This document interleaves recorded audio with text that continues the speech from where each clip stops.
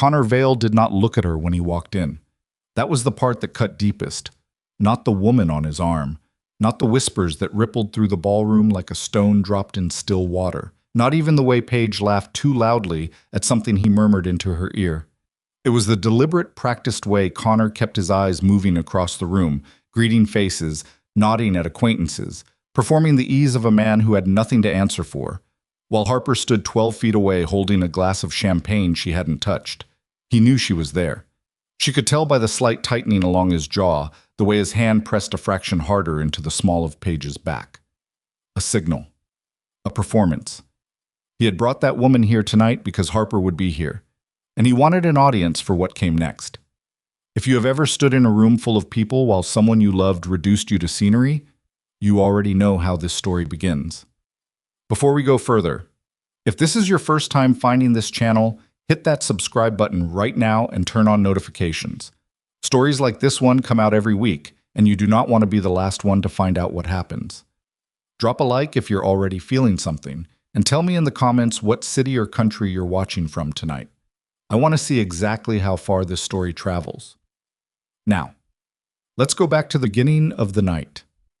Harper Whitmore decided she was done being the one who apologized for existing. The invitation had arrived 6 days earlier, slid under her apartment door by someone who clearly did not want to hand it to her directly. The Meridian Foundation Gala. Annual charity event, black tie. The kind of evening where old money dressed up and called it generosity.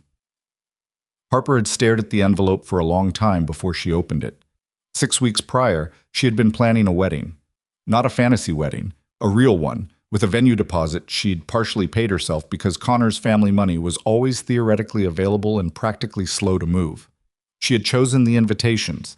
She had stood in a fitting room in a dress that cost more than 2 months of her associate's salary before she made partner, and she had cried a little because the dress was actually beautiful, and she felt, in that moment, the specific joy of someone who had worked very hard for a long time and could finally see the shape of the life ahead. Then Connor sat her down in the kitchen of the apartment they shared. Her apartment, the one she'd signed the lease on, the one she'd furnished, and told her, with the careful, measured tone of a man who had rehearsed, that he didn't think they were right for each other anymore. He said it like it was a weather report. She asked him if there was someone else. He paused, that fraction of a second too long, and said that wasn't really the point. 3 days later, a colleague forwarded her a photo without comment. Connor and Paige Hensley at dinner at Crestwood, the kind of restaurant where you needed connections just to get a reservation. Paige was 26. She worked in Connor's family's development company in a role that had something to do with communications, though nobody seemed entirely clear on what that meant in practice. She had the particular glow of a woman who had recently been told she was special by someone who had the resources to make that feel true.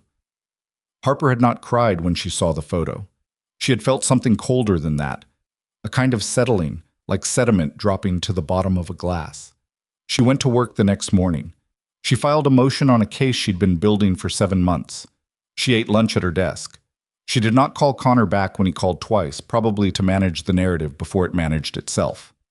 She was not fine, but she was functional, and at the time she'd believed those were close enough to the same thing. The gala invitation sat on her kitchen counter for 2 days before she called her assistant and confirmed attendance. Her reasoning was not complicated. The Meridian Foundation Gala was attended by every significant corporate and legal figure in the city. Harper was a partner at Voss & Crane. She had built cases, argued deals, and represented clients in rooms that included half the people on that guest list. Disappearing from that event because her ex-fiancé was also attending was not something she was willing to do. She told herself that was the whole of it. She mostly believed it. She arrived alone, which she had known she would, and which she had decided in advance was not going to be the defining image of her evening. The emerald silk gown had taken her an hour to choose, then 20 minutes to reconfirm once she'd put it on, and noticed she looked like someone who was not drowning. That had felt important. The ballroom of the Ashton Grand was 3 stories of chandeliers and white tablecloths, and the low hum of conversations happening in multiple languages. Harper had been in this room 4 times before. She knew the layout, she knew the bar was on the east side, she knew the foundation's board members congregated near the back wall by the windows, and she knew Connor Vale would arrive fashionably late because that was how his family had always operated. You let the room fill first so that your entrance had an audience. She got a drink she didn't intend to finish and positioned herself in the middle of the room rather than the edges, because the edges were where people stood when they didn't want to be seen, and she had decided she was going to be seen tonight. The first 20 minutes were survivable. A judge she'd appeared before twice stopped to talk case strategy. A woman named Elaine Marsh, who ran a real estate investment firm Harper had done work for, squeezed her arm and asked how she was holding up, which Harper answered with a smile that communicated she was done answering that question. Then the room shifted. Not loudly, not with fanfare, but Harper had been in enough high-pressure rooms to recognize the specific molecular change that happened when someone with real power entered a space. Conversations didn't stop. They just recalibrated, leaned slightly in a new direction, the way a field of grass bends before you can actually see the wind. She didn't know who it was yet. She turned slightly, following the sightline of the people around her, and saw a man moving through the crowd who was not moving the way anyone else in the room moved. He was tall enough that she could track him over shoulders and heads, dark suit, unhurried in a way that read not as slowness, but as complete absence of any need to perform urgency. He stopped to greet no one. He smiled at nothing. He moved through the room as though he had already been there and was simply returning to a space that belonged to him. Harper turned to Elaine beside her and said quietly, "Who is that?" Elaine made a small sound that was somewhere between discomfort and reluctant admiration. Roman Falcone. The name landed differently than names usually did. Harper had heard it. You could not work in corporate law in this city without having heard it. But she had never been in the same room with the man. Roman Falcone's name appeared in business filings connected to shipping routes, waterfront properties, and 3 different holding companies that she had brushed against peripherally in her work. His name also appeared in the kind of conversations that stopped when certain people entered the room. "He never comes to these things," Elaine said, still watching him. "He's here tonight," Harper said. She filed that away. The fact of it, the unexpectedness of it. And then Connor Vale walked through the main entrance with Paige Hensley on his arm, and the filing system in Harper's head went briefly offline. But the first time she registered the whispers, she thought she was imagining it. The second time, she caught 2 women near the bar glancing between her and the doorway where Connor stood, and she understood she was not imagining anything. Connor had timed it. She could see it now with the clarity of hindsight. The invitation slid under her door, the confirmation that she would attend, the deliberate arrival after she was already in position. He had engineered this. He wanted everyone in the room to see her standing there while he walked in with the woman he'd replaced her with. He wanted witnesses. Paige was in white. Not wedding white, but close enough to register as a provocation to anyone paying attention. And in this room, everyone was paying attention. Harper took a slow breath through her nose. She did not look away. She did not angle her body toward the bar or find sudden fascination with a piece of wall art. She held her position in the center of the room and kept her face in a configuration that she had practiced without knowing she was practicing it. The expression of a woman who has received news she expected and is neither surprised nor wounded. Connor finally looked at her. Across the room, over the heads of 150 people, his eyes found hers and held for 2 seconds. She saw something move across his face. Not guilt, not quite, but a kind of satisfaction that was worse than guilt. He had wanted her to flinch. She didn't flinch. She raised her champagne glass half an inch in his direction. Not a toast, not a greeting, just an acknowledgement, and then deliberately turned her attention elsewhere. Her hands were not entirely steady. She did not let that show. The next 40 minutes were the longest of her adult life. She worked the room the way she'd learned to work it, moving from conversation to conversation, making herself useful, making herself present. She talked about a pending city contract case with a development attorney named Frost.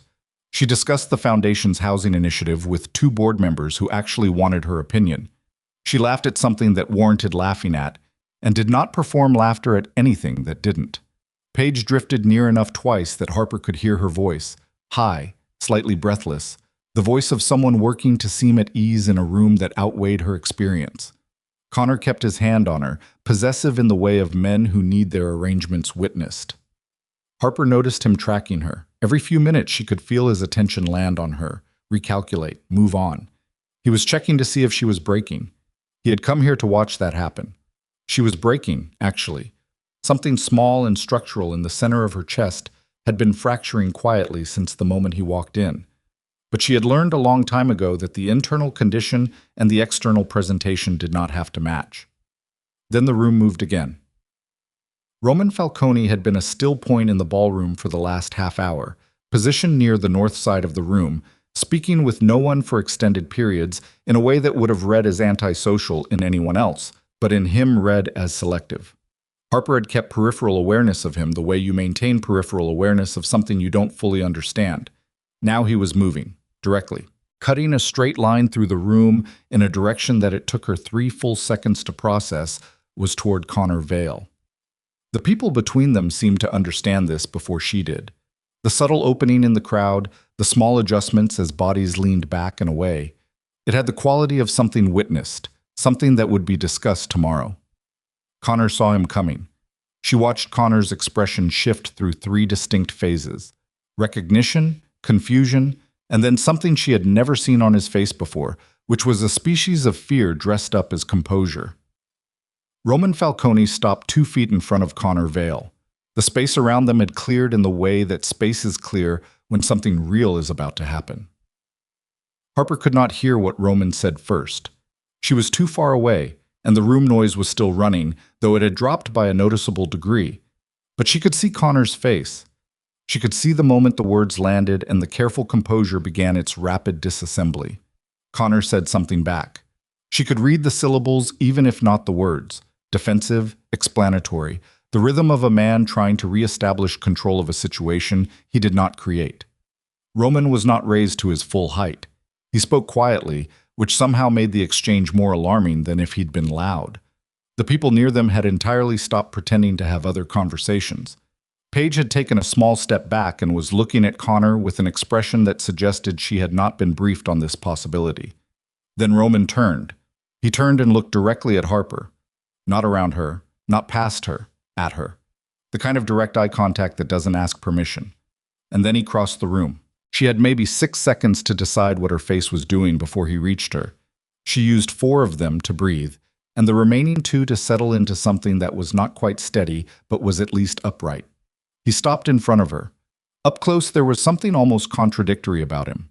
The severity of his reputation against the actual physical reality of a man with dark eyes that were, whatever else they were, completely alert. He was looking at her the way people rarely looked at her lately, which was without pity. He said, "Harper Whitmore." Not a question, not an introduction. Just her name, confirmed, like a fact he was checking. "Yes," she said. "I'm Roman Falcone. I know who you are." Something shifted at the corner of his mouth. "Good. That saves time." He glanced back toward Connor, then returned to her with an expression that was not quite readable. "I owe that man something significant. I was trying to decide the correct venue for delivering it." She followed his glance toward Connor, who was watching them with an expression that had passed through fear and landed somewhere in the vicinity of desperate recalculation. Paige was still a half step behind him, entirely uncertain what role she was meant to play in whatever this had become. "This seemed like the right room," Roman continued. His voice was level, almost conversational, except for the fact that it was not conversational at all. "He arranged for you to be humiliated tonight, publicly. He wanted this room to watch." Harper's jaw tightened. "I'm aware of that." "I know you are," he said. "I could see it from across the room." The fact that he had been watching her long enough to see that much landed somewhere in her chest and stayed. She didn't know yet whether it was threatening or something else. "What are you going to do?" she asked, and was slightly surprised by how even her voice came out. Roman looked at her for a moment. Then he said, with a quietness that made it somehow worse, "Something he won't recover from." And then Roman Falcone took the glass from her hand. Not aggressively, almost gently, just transferring it from her fingers to a nearby tray with the ease of a man who has decided what's happening next, turned back to her, and in front of 300 people who had by now collectively stopped performing disinterest, he leaned in and kissed her. Not a stage kiss. Not a peck on the cheek designed to send a polite message. A real one. His hand at her jaw. 3 full seconds. The kind of thing that could not be interpreted as anything other than what it was. The room did not gasp. It went quiet in a way that was louder than gasping. When he pulled back, Harper's heart was doing something she would not have been able to describe clinically, and her mind had gone briefly, completely blank. Then the processing started. The awareness of 300 pairs of eyes, the sound returning to the room like water rushing back into a space, and Connor Vale standing 40 feet away looking like a man who had just watched the ground disappear beneath him. Roman glanced at her once more. His expression was measured, close to neutral, except that it wasn't neutral at all. "I apologize if that was too much," he said, low enough that only she could hear it. He needed to see something he couldn't spin. Harper took one breath, then another. "I'm not going to pretend I hated it," she said. Her voice was slightly rougher than she intended. Something moved in his eyes. Not quite a smile. Something adjacent. "We should talk," he said. "Not tonight, but soon." She looked at him for a long moment. Behind him, she could see Connor still standing in place, the composure entirely gone now, Paige's hand on his arm doing nothing to restore it. She could see the room watching, the conversations reforming around the shape of what had just happened, the story already being drafted in real time by 100 witnesses.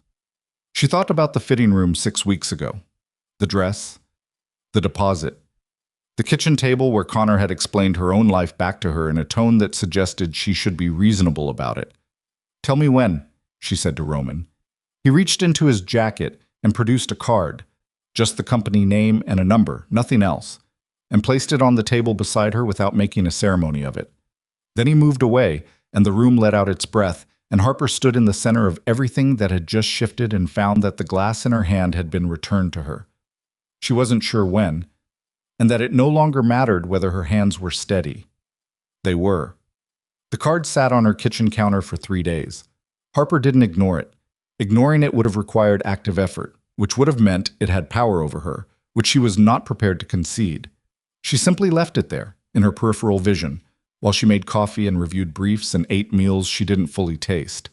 The number on the card was handwritten, not printed. That detail bothered her more than she expected. It suggested Roman Falcone had produced the card specifically for her, that evening, which meant the encounter had been more premeditated than it appeared. She had thought about that kiss approximately 40 times in 3 days. She was not going to think about it a 41st time. On the 4th morning, she called the number at 7:15 before she'd fully talked herself into it. He picked up on the second ring. No greeting, just, "I expected you to call sooner." "I wasn't sure I was going to call at all," she said. "But you did." "I did." She poured her coffee. "You said we needed to talk. I'd like to know what that means before I agree to anything." A pause. Not uncertain. More like a man deciding how much ground to give up in the opening exchange. "There's a project I need legal counsel for. Specifically, I need someone who understands how Connor Vale structures his business arrangements." The coffee mug stopped halfway to her mouth. She set it down carefully. That's what this was about. "Not entirely," he said, "but substantially." Another pause. "Yes." She appreciated that he didn't dress it up. She had spent 6 weeks being managed by people who dressed everything up. Colleagues who said you seem to be handling it well when they meant please don't make this uncomfortable for us. Friends who said you'll find someone better when they meant I don't know what else to say. The directness was almost physically relieving. "Tell me about the project," she said. "Not on the phone. Dinner. Tonight, if you're available." "I'll move things." She picked up the coffee again. "Send me the address." The restaurant he chose was not what she expected, which she suspected was intentional. Not Crestwood. Not anywhere that would require being seen. A small Italian place in the East Quarter. The kind of room with 10 tables and no visible menu, where the owner greeted Roman by a slight inclination of the head and led them to a corner table that faced the door.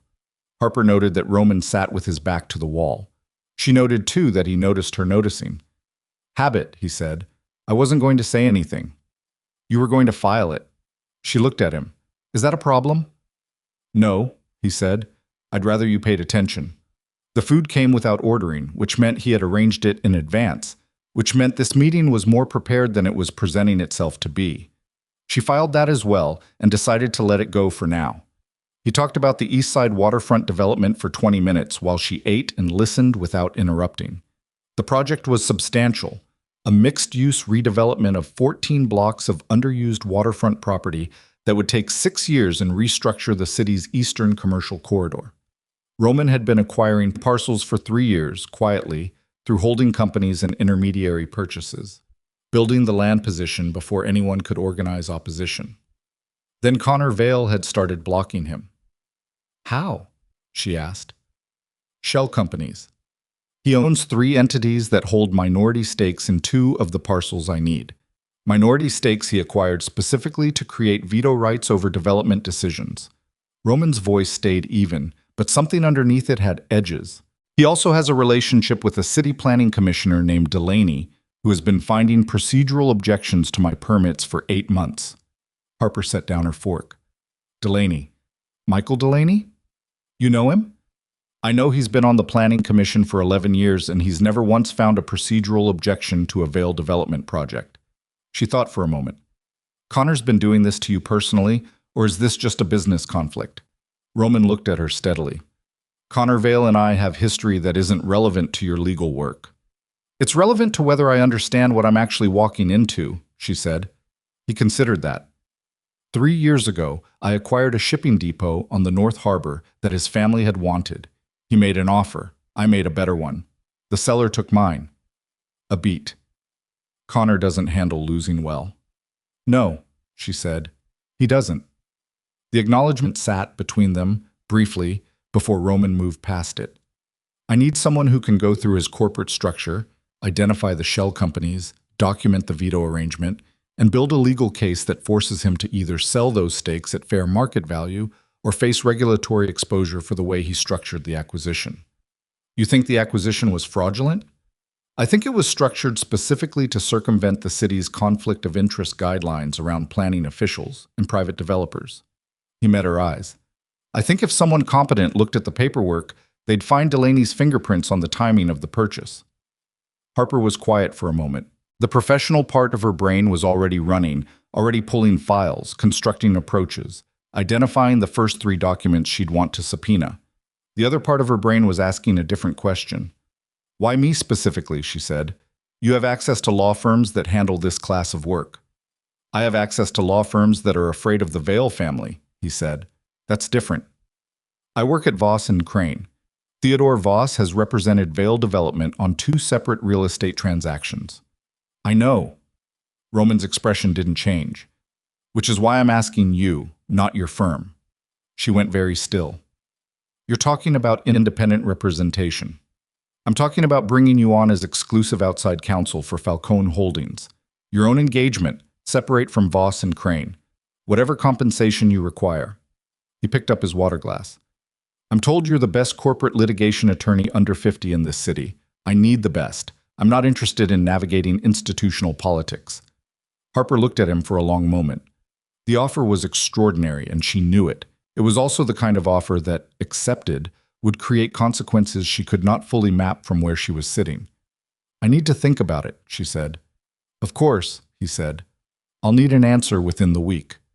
She was back at Voss and Crane by 8 the next morning, which was not unusual. What was unusual was that Theodore Voss was already in her office when she arrived, which meant he had used his partner key, which meant whatever was coming was not a casual conversation. Voss was 61, silver-haired, and had the particular brand of old money composure that never fully broke but showed its strain in the jaw and the stillness of the hands. He was sitting in the chair across from her desk as though it were the most natural thing, which was the tell. Nothing about this was natural. Theodore, she said. She put her bag down and did not ask him to leave. I heard about the gala, he said. I imagine a lot of people did. Roman Falcone. He said the name the way you say the name of weather. You know his reputation. I know he controls the 4th largest private shipping operation on the eastern seaboard. I know he has relationships with 3 city council members. I know the Vale family has been trying to block his waterfront project for the better part of a year. She sat down behind her desk. Which specific part of his reputation are you referring to? Voss's jaw tightened slightly. Harper. Theodore, no. He leaned forward. The firm has a relationship with Vale Development. You know that. I know it. It doesn't preclude me from taking other clients. When those other clients are in direct opposition to Connor Vale is not a client of mine, she said. He is the former fiancé who brought his girlfriend to a public event specifically to humiliate me. His family's business relationship with this firm is a separate matter. She kept her voice level. She had rehearsed this in the cab on the way over, though she hadn't known exactly what form it would take. I haven't agreed to anything yet, but I need you to tell me directly. Are you asking me to decline any engagement that might conflict with Vale development interests? The silence lasted 4 seconds. She counted. I'm asking you to be careful, Voss said finally. That's not an answer. It's the answer I'm able to give you right now. She looked at him. He looked back. 20 years in this firm, 7 as a partner, and she understood in that moment with complete clarity that be careful meant don't do it, and that if she did it anyway, the conversation they would have next would not be in her office. I understand, she said. Voss stood, straightened his jacket. He's a dangerous man, Harper, not in the abstract. I'll keep that in mind. He left without saying anything else, which was its own kind of statement. Harper sat for a moment after the door closed. Then she opened her laptop and started pulling the public corporate filings for the 3 shell companies Roman had identified. Awesome. It took her 4 days working evenings to see the shape of it, and when she saw it, she sat back in her chair at her kitchen table and said nothing for almost a full minute. The shell companies were real, and the veto arrangement was real. But the fraudulent acquisition wasn't just a conflict of interest issue. 2 of the entities had been capitalized using funds routed through a third company that had received a city small business development grant the year before the waterfront purchases. The paperwork trail was not clean. It was covered, but not clean, the kind of thing that took someone who knew what to look for. The grant had been administered through an office that reported to the same planning commission where Michael Delaney sat. This was not Connor protecting a family business interest. This was Connor using public money to build a private blockade. That was a different category of problem entirely. She called Roman the next morning. I'm in, she said without preamble, but I need 3 things from you. Tell me. Full document access to every Falcone Holdings filing related to the waterfront acquisition. A signed engagement agreement with a scope of work that specifies I operate independently from Voss and Crane, and I need you to understand that I'm going to follow this wherever it goes.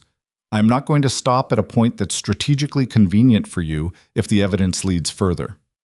A pause. Is that a warning? It's a condition. Another pause, longer. Agreed, he said. All 3. She let out a breath she hadn't realized she was holding. Send the document access to my personal email. I'll have the engagement agreement drafted by end of week. She resigned from the Falcone matter at Voss and Crane the next morning, citing a conflict of interest she did not elaborate on. The paralegal who processed the paperwork avoided her eyes in a way that told Harper the firm had already been briefed by Voss and was unsurprised.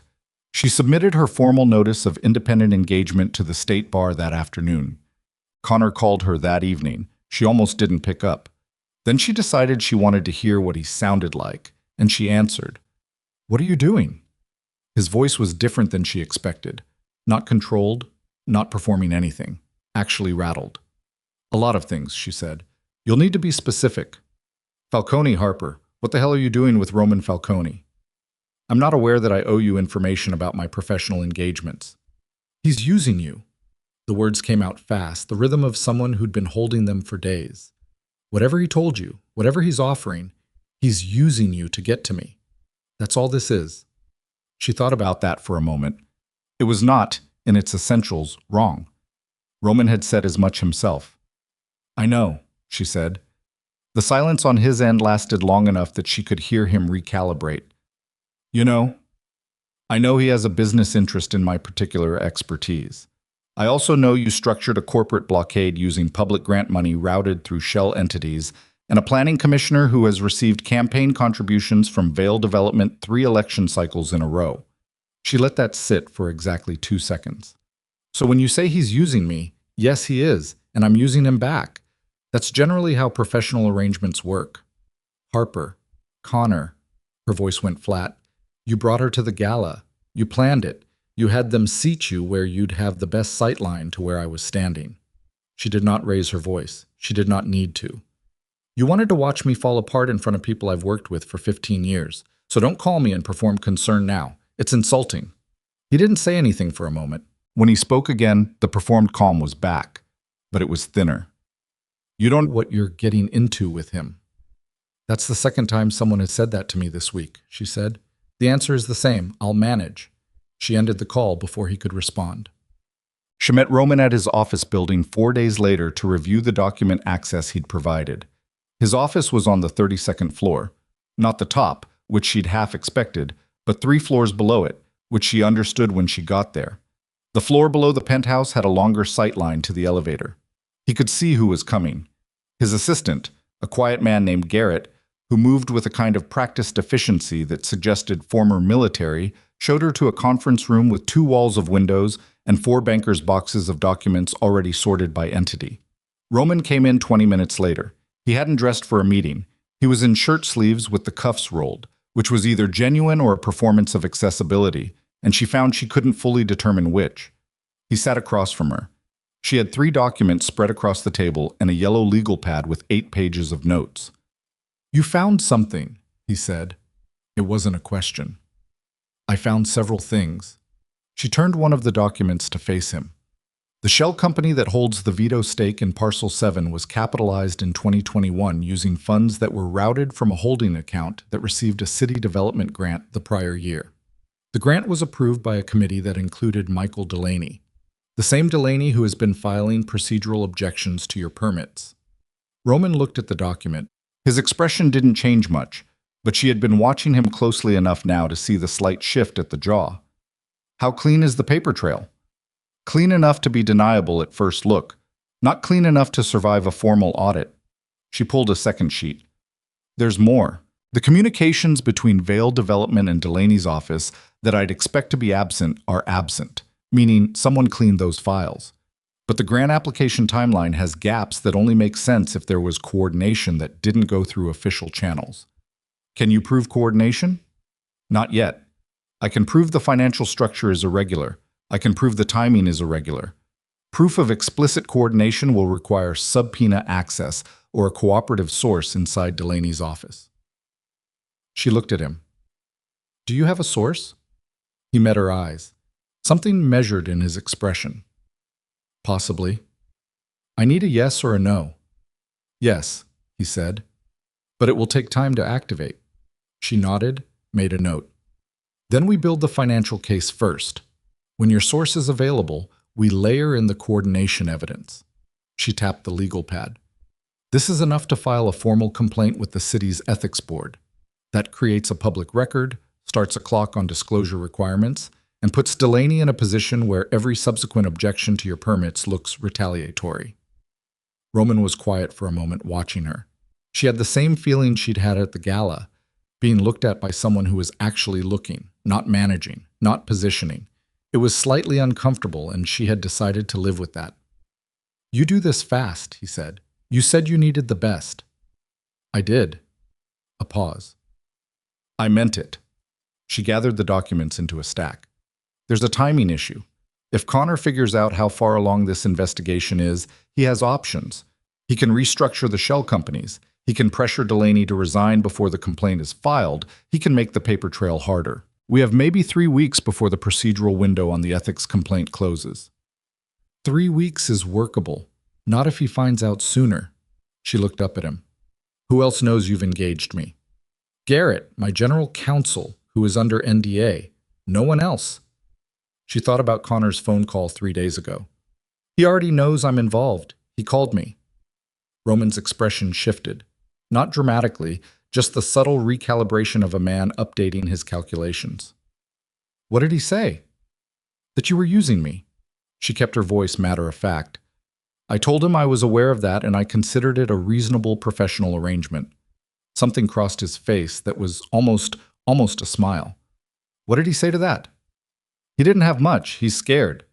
She picked up the legal pad. "Which means we're already further ahead than he expected. But scared men make mistakes, and some of those mistakes accelerate timelines." She met his eyes. "We need to file the ethics complaint within 10 days, not 3 weeks, before he has time to react to whatever he's already guessing." Roman was quiet for a long moment. The room was entirely still. Outside the windows, the city moved in its mid-afternoon patterns. The crawl of traffic, the geometry of buildings, A world that didn't know it was on the edge of being rearranged. File it, he said. She was already writing. What? She was halfway through drafting the complaint 3 nights later when her phone rang at 11:42. Unknown number. She almost let it go. Then something, instinct, the particular quality of the silence in her apartment, made her answer. Ms. Whitmore. A male voice, middle-aged, carefully neutral. My name isn't important. What's important is that you understand that the filing you're preparing would be a significant mistake. She went very still. Her hand did not move on the pen. Who gave you this number? The same people who know you've been working out of your apartment for the last 9 days. The same people who know the document set you're working from came from Falcone's 32nd floor conference room. A pause. This is a courtesy call. The complaint doesn't get filed. You withdraw from the Falcone engagement. You go back to your firm, and you move on. Her chest had gone cold and very precise. And if I don't? The voice didn't harden. It didn't need to. You're a good attorney, Ms. Whitmore. You worked hard to become one. It would be unfortunate if the Bar Association received information suggesting your recent independent engagement involved improper access to confidential Vail development documents. She understood immediately and completely. He was describing documents she had never seen, access she had never sought, a fabricated case that would trigger a bar investigation that could take 18 months to resolve even if she was fully cleared. 18 months during which she would be radioactive to every client, every firm, every engagement in the city. That's a very specific threat, she said. It's a very specific situation, the voice said. 48 hours, Ms. Whitmore. The call ended. She sat in the silence of her apartment for a full 2 minutes without moving. Then she picked up her phone and called Roman. It was nearly midnight. He answered on the first ring. They called me, she said. Someone called me directly. They know where I've been working, they know about the document access, and they're threatening to file a fabricated bar complaint if I don't withdraw. A silence on his end. When he spoke, his voice had gone somewhere very quiet. Are you all right? The question caught her off guard. She had expected strategy, logistics, a countermove. Not that question first. I'm fine, she said. Then, because it was true, I'm angry. Good, he said.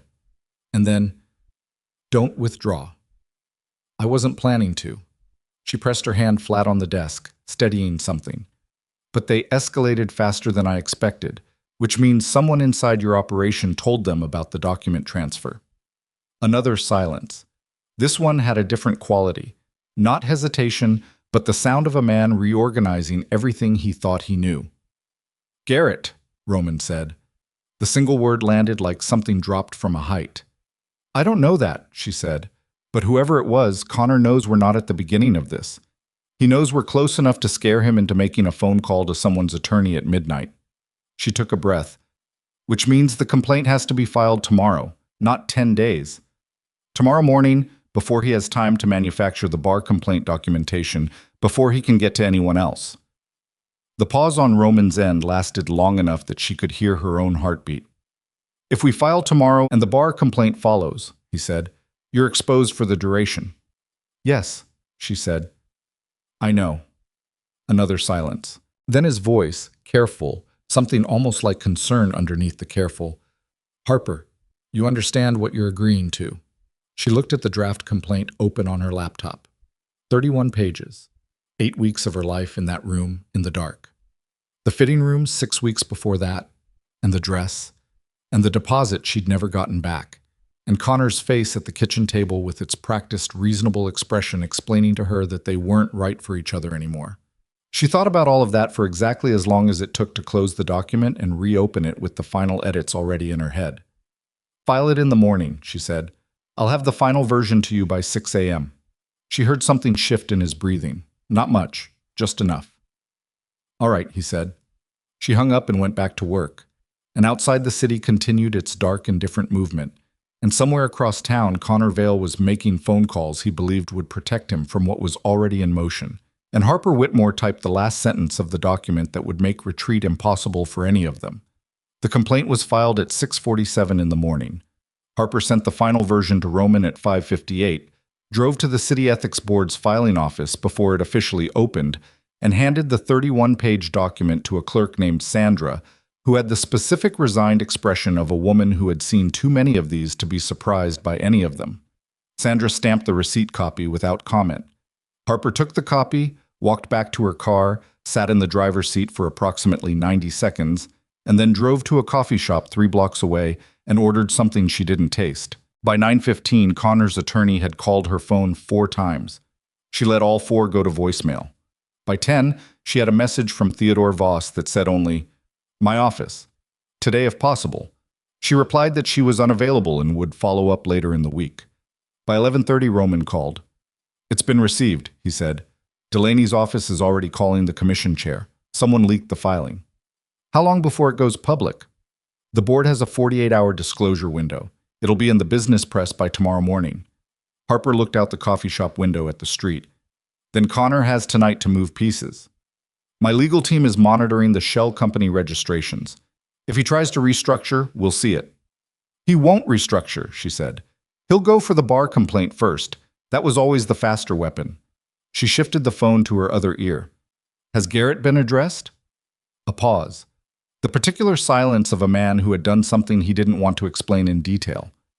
"Garrett is no longer with the company." "Did he confirm it?" "He didn't deny it." Another pause. "He's been handled." She didn't ask what that meant. She decided she didn't need to know what that meant. "I need you to understand that the bar complaint, when it comes, is going to be specific. They'll have documentation that looks real. Someone with access to Vail Development's internal files put together a fabrication, which means it took time and resources. This wasn't improvised." "How do you want to handle it?" "I want to get ahead of it.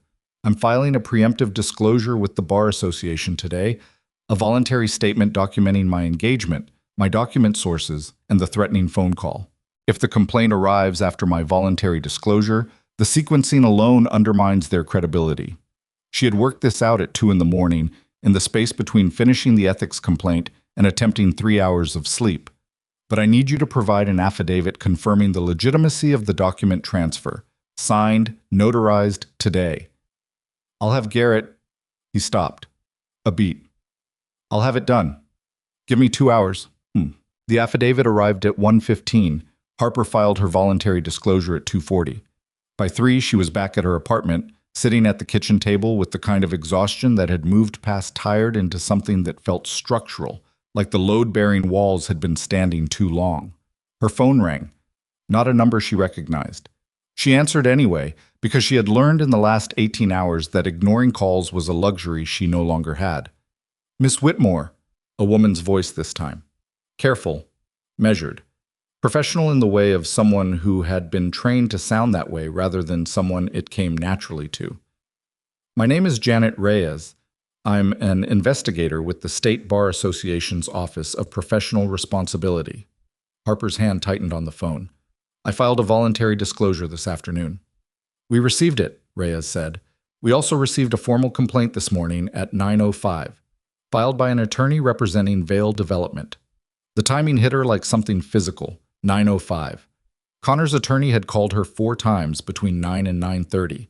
He had been filing the complaint while he was calling her. The calls hadn't been an attempt to reach her. They'd been designed to establish a record of attempted contact before the complaint was processed, to make it look like they'd tried to resolve it directly. "I see," she said. Her voice came out even. She was proud of that, distantly. "We're required to open a preliminary inquiry," Reyes said. "That's standard procedure. I want to be clear. The voluntary disclosure you filed is part of the record and will be considered. But I do need to ask you some questions. Are you available to come in tomorrow morning?" "Yes," Harper said. "What time?" 9 o'clock. "I'll be there." She hung up and sat for a moment. The apartment was very quiet. The afternoon light was doing something specific to the kitchen wall, the way it angled through at this hour, and she registered it with the dissociated awareness of someone whose mind was working on multiple levels simultaneously. Part of her brain was already drafting responses to the questions she'd be asked tomorrow. Another part was running the timeline. 9:05 complaint, 11:30 Roman's call, the ethics board leak, Connor moving the pieces exactly as she'd said he would. Another part, smaller and less useful, was simply registering the exhaustion. She called Roman again. "The bar complaint was filed at 9 this morning," she said. "Before the ethics complaint was even fully processed. He had it ready before I filed. which means he knew you were going to file, Roman said. The words arrived without inflection, which somehow made them worse. He knew before the complaint was completed, she said. The document access, the timing, the threat call last night. That wasn't a response to something I'd done. That was prepared in advance. She stopped. The thing she was about to say had been assembling itself in the back of her mind since 1 in the morning, and she had been refusing to look at it directly. Roman. The document access he referenced on the phone, the specifics he had, the dates, the times, the fact that I'd been working from home. Garrett couldn't have provided all of that. Garrett only knew about the conference room transfer. A silence on his end that was different from the previous ones, less controlled. Someone else, he said. Someone who's been closer to this than Garrett. Someone who knew the full timeline. She kept her voice steady through an act of will.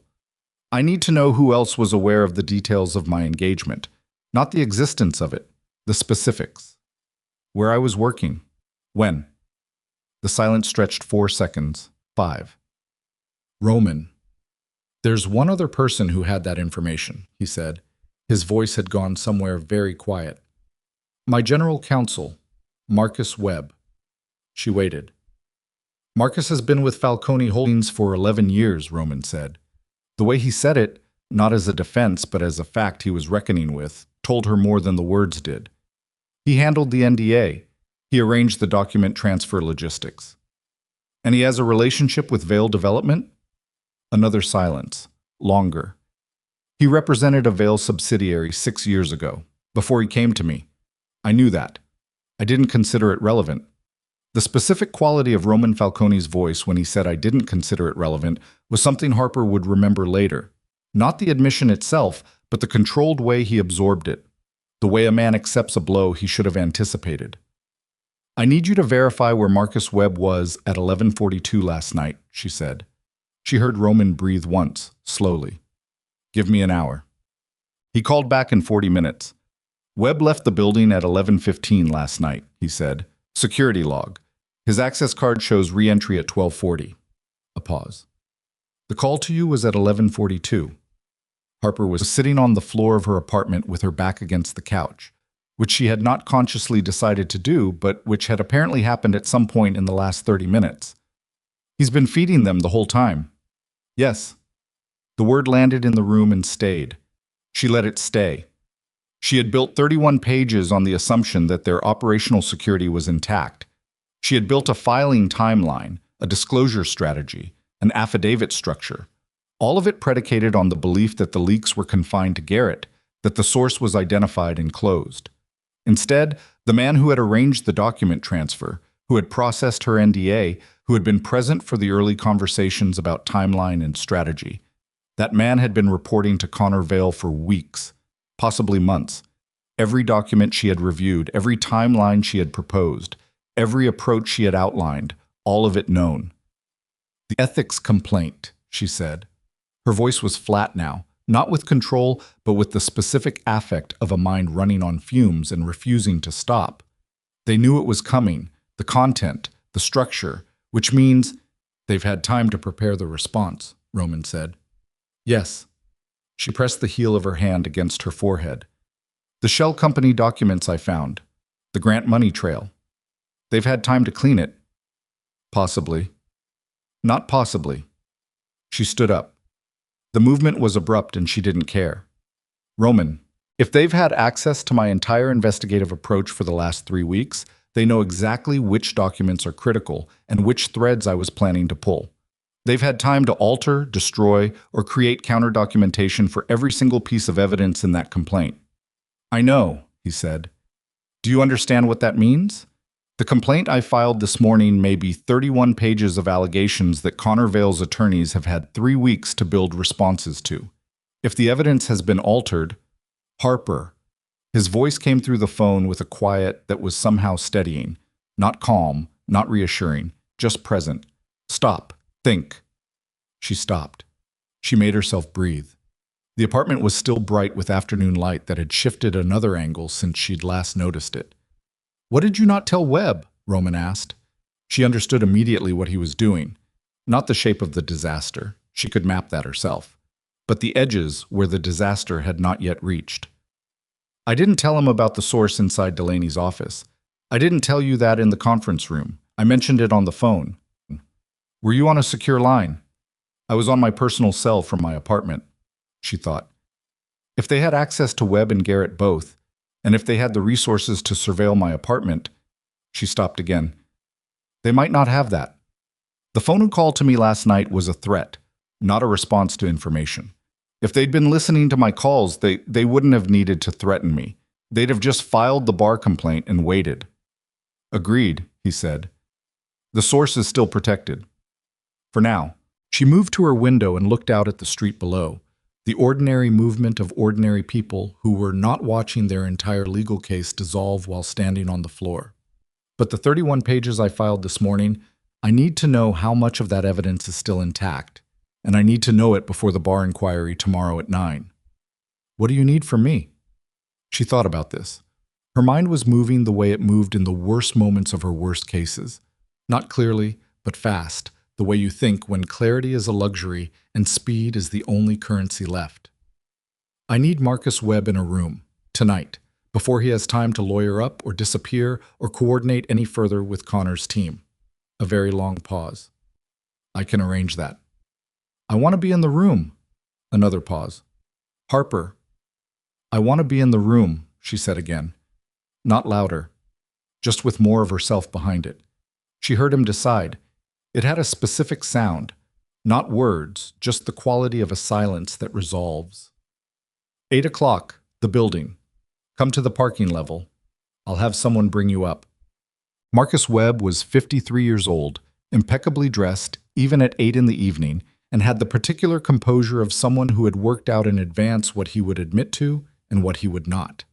He was already seated in the conference room when Harper walked in, Roman standing against the far wall, and the expression on Webb's face when Harper entered was the most informative thing about the next 20 minutes.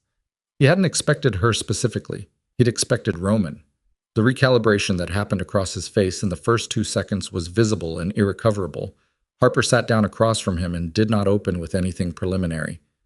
How long? She said. Webb looked at Roman. Roman said nothing. Webb looked back at Harper with the expression of a man deciding between two inadequate options. Ms. Whitmore, how long have you been reporting to Connor Vale's team? The framing of it, Connor Vale's team, not Vale Development, the implication that this was personal rather than corporate, landed visibly. Webb's jaw tightened. I have a professional relationship with several former clients that predates my tenure at Marcus. Roman's voice from the wall was entirely quiet and entirely without patience. Don't. Webb looked at him. Something moved through his expression that might have been fear and might have been the specific shame of a man who has been found out by someone whose opinion he once cared about. 8 months, he said. The room went very still. 8 months, Harper repeated. She kept her voice without expression, because expression would have required energy she was not going to spend on Marcus Webb. You've been feeding them information about Falcone Holdings for 8 months. The arrangement was originally about something else. I was passing information about the permit timeline, the waterfront acquisition logistics. He stopped. He was looking at the table. When Falcone engaged you, the scope of what they wanted changed. Who contacted you initially? An attorney named Pritchard. He represents Vale Development. She had heard the name. Mid-sized firm, corporate work, the kind of attorney who was good at logistics and had no particular reputation for creativity. What were you given in exchange? Webb didn't answer immediately. Roman shifted his weight against the wall, just slightly. Webb heard it. A position, he said. Senior legal director at Vale Development's holding company. Guaranteed, starting after the waterfront issue was resolved in their favor. Harper looked at him for a moment. 8 months. The document transfer she'd considered safe. The NDA she'd considered binding. The conversations about strategy that had taken place in this building, in this room, in the hallway outside it. 8 months of a man sitting across from Roman Falcone every working day and then going home and writing up what he'd seen. The evidence in the ethics complaint, she said. The shell company documentation, the grant money trail. Have they altered the records? Webb looked at the table. I don't know the specifics of what they've done. But you told them what I found. Yes. And you told them which documents I considered most critical. Yes. She stood up. Not because she needed to, because sitting still required more self-control than she currently had access to, and she preferred the motion to the stillness. She walked to the window and looked out at the city for a moment without seeing it. 8 months. The ethics complaint was 31 pages of evidence that Connor's team had known was coming for weeks. The bar inquiry was tomorrow morning at 9. The voluntary disclosure she'd filed was the only clean piece of documentation she had full confidence in because she had prepared it alone, in her apartment, without discussing the approach with anyone at Falcone Holdings. She turned back to the room. The source inside Delaney's office, she said to Roman, not to Webb. I need that source activated tonight. Not in 10 days. Tonight. Roman's eyes moved to Webb. Webb shook his head. I don't know about any source inside Delaney's office.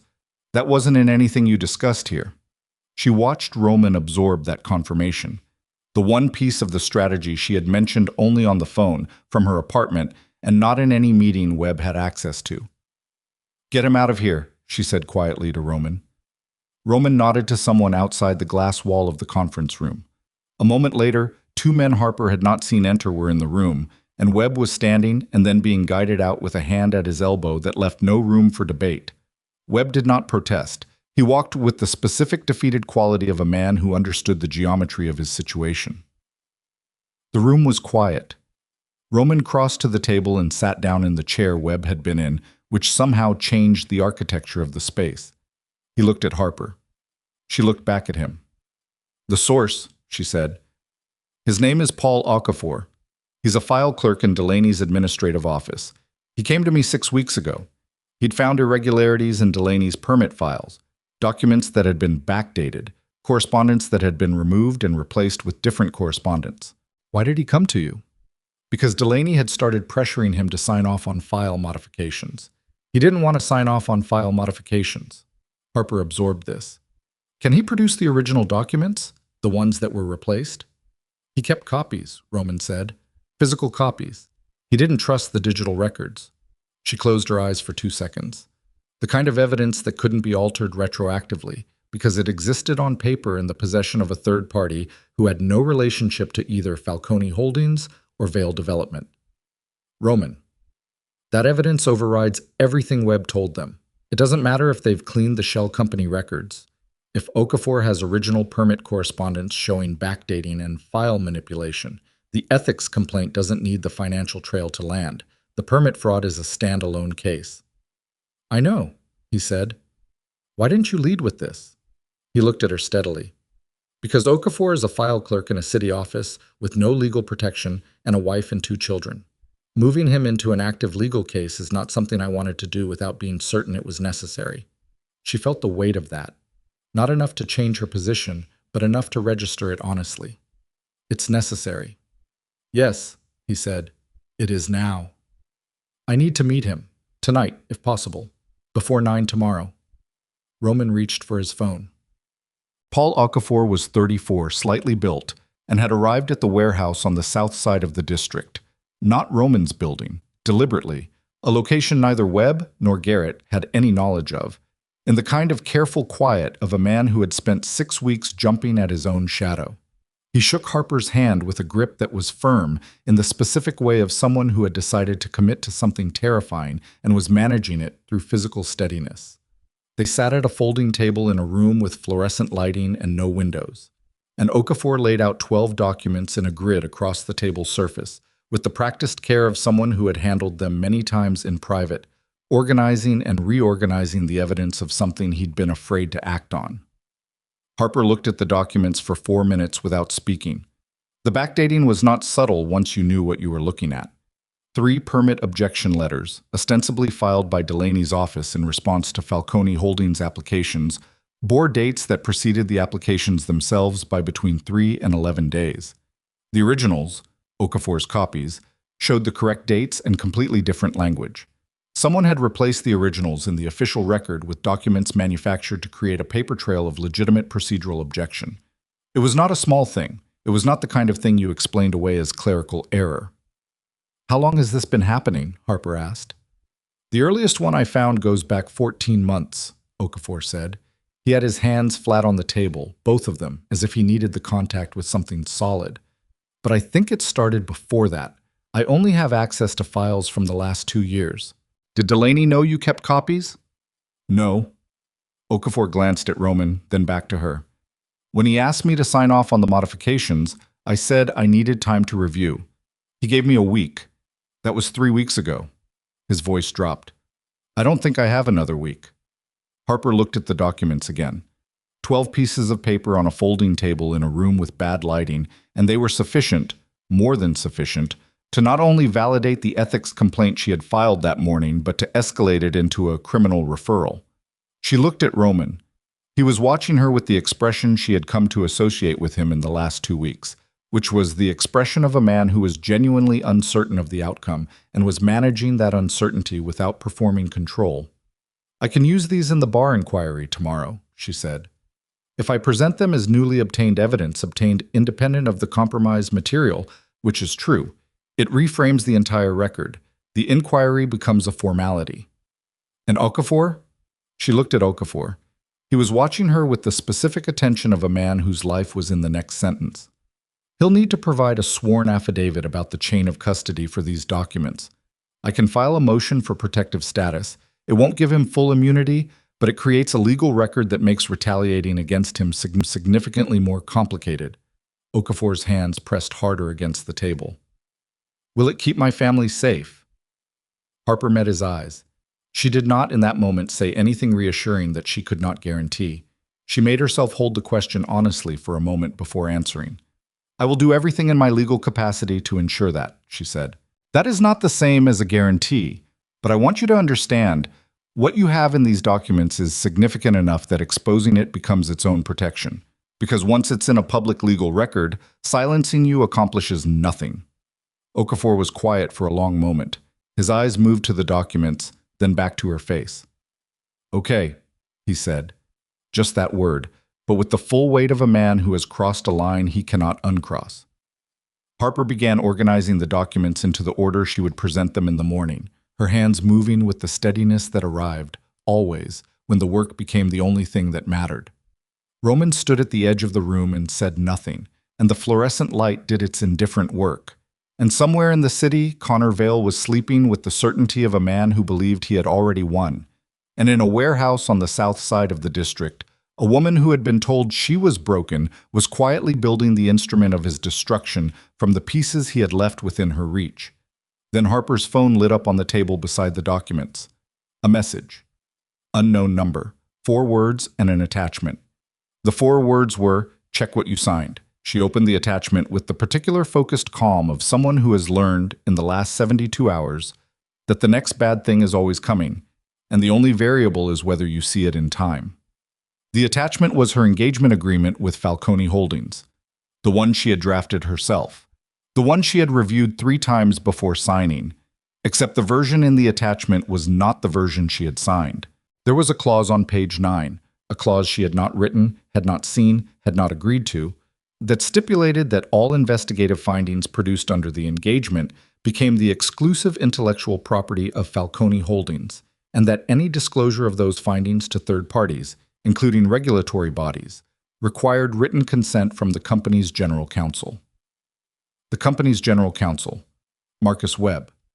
The clause meant that the ethics complaint she had filed that morning, filed using findings she had produced under that engagement, had been filed in technical violation of an agreement bearing her signature, and Webb's name was on the consent provision, which meant Webb had co-signed a document that retroactively made her regulatory filing an unauthorized disclosure. She set the phone down on the table. Her face was very still. Roman crossed the room in 3 steps and looked at the screen. She watched his expression move through something she had not seen on it before. Not the controlled absorption of bad news, but the rawer thing underneath it. I didn't put that clause in, she said. Her voice was completely flat. I know, he said. Webb processed the final agreement. Yes. She looked at him. He looked back at her.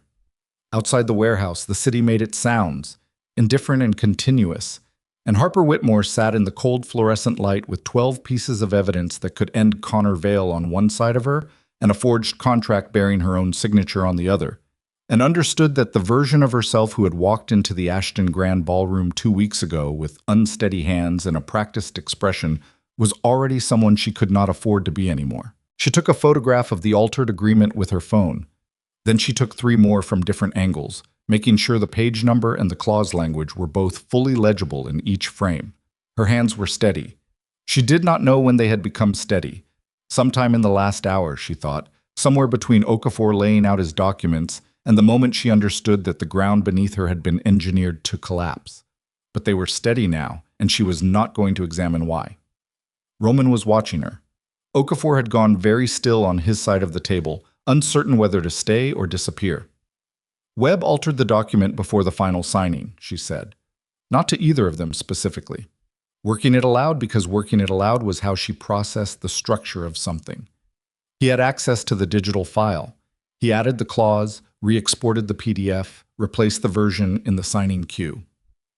I signed the altered version without catching it because the clause was on page 9 of a 32-page agreement that I had already reviewed 3 times in its original form.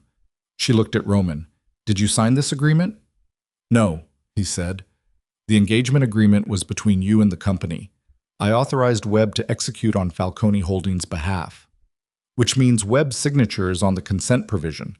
Webb authorized a clause that required his own consent for any regulatory disclosure. She stopped. The shape of it was almost elegant in its ugliness.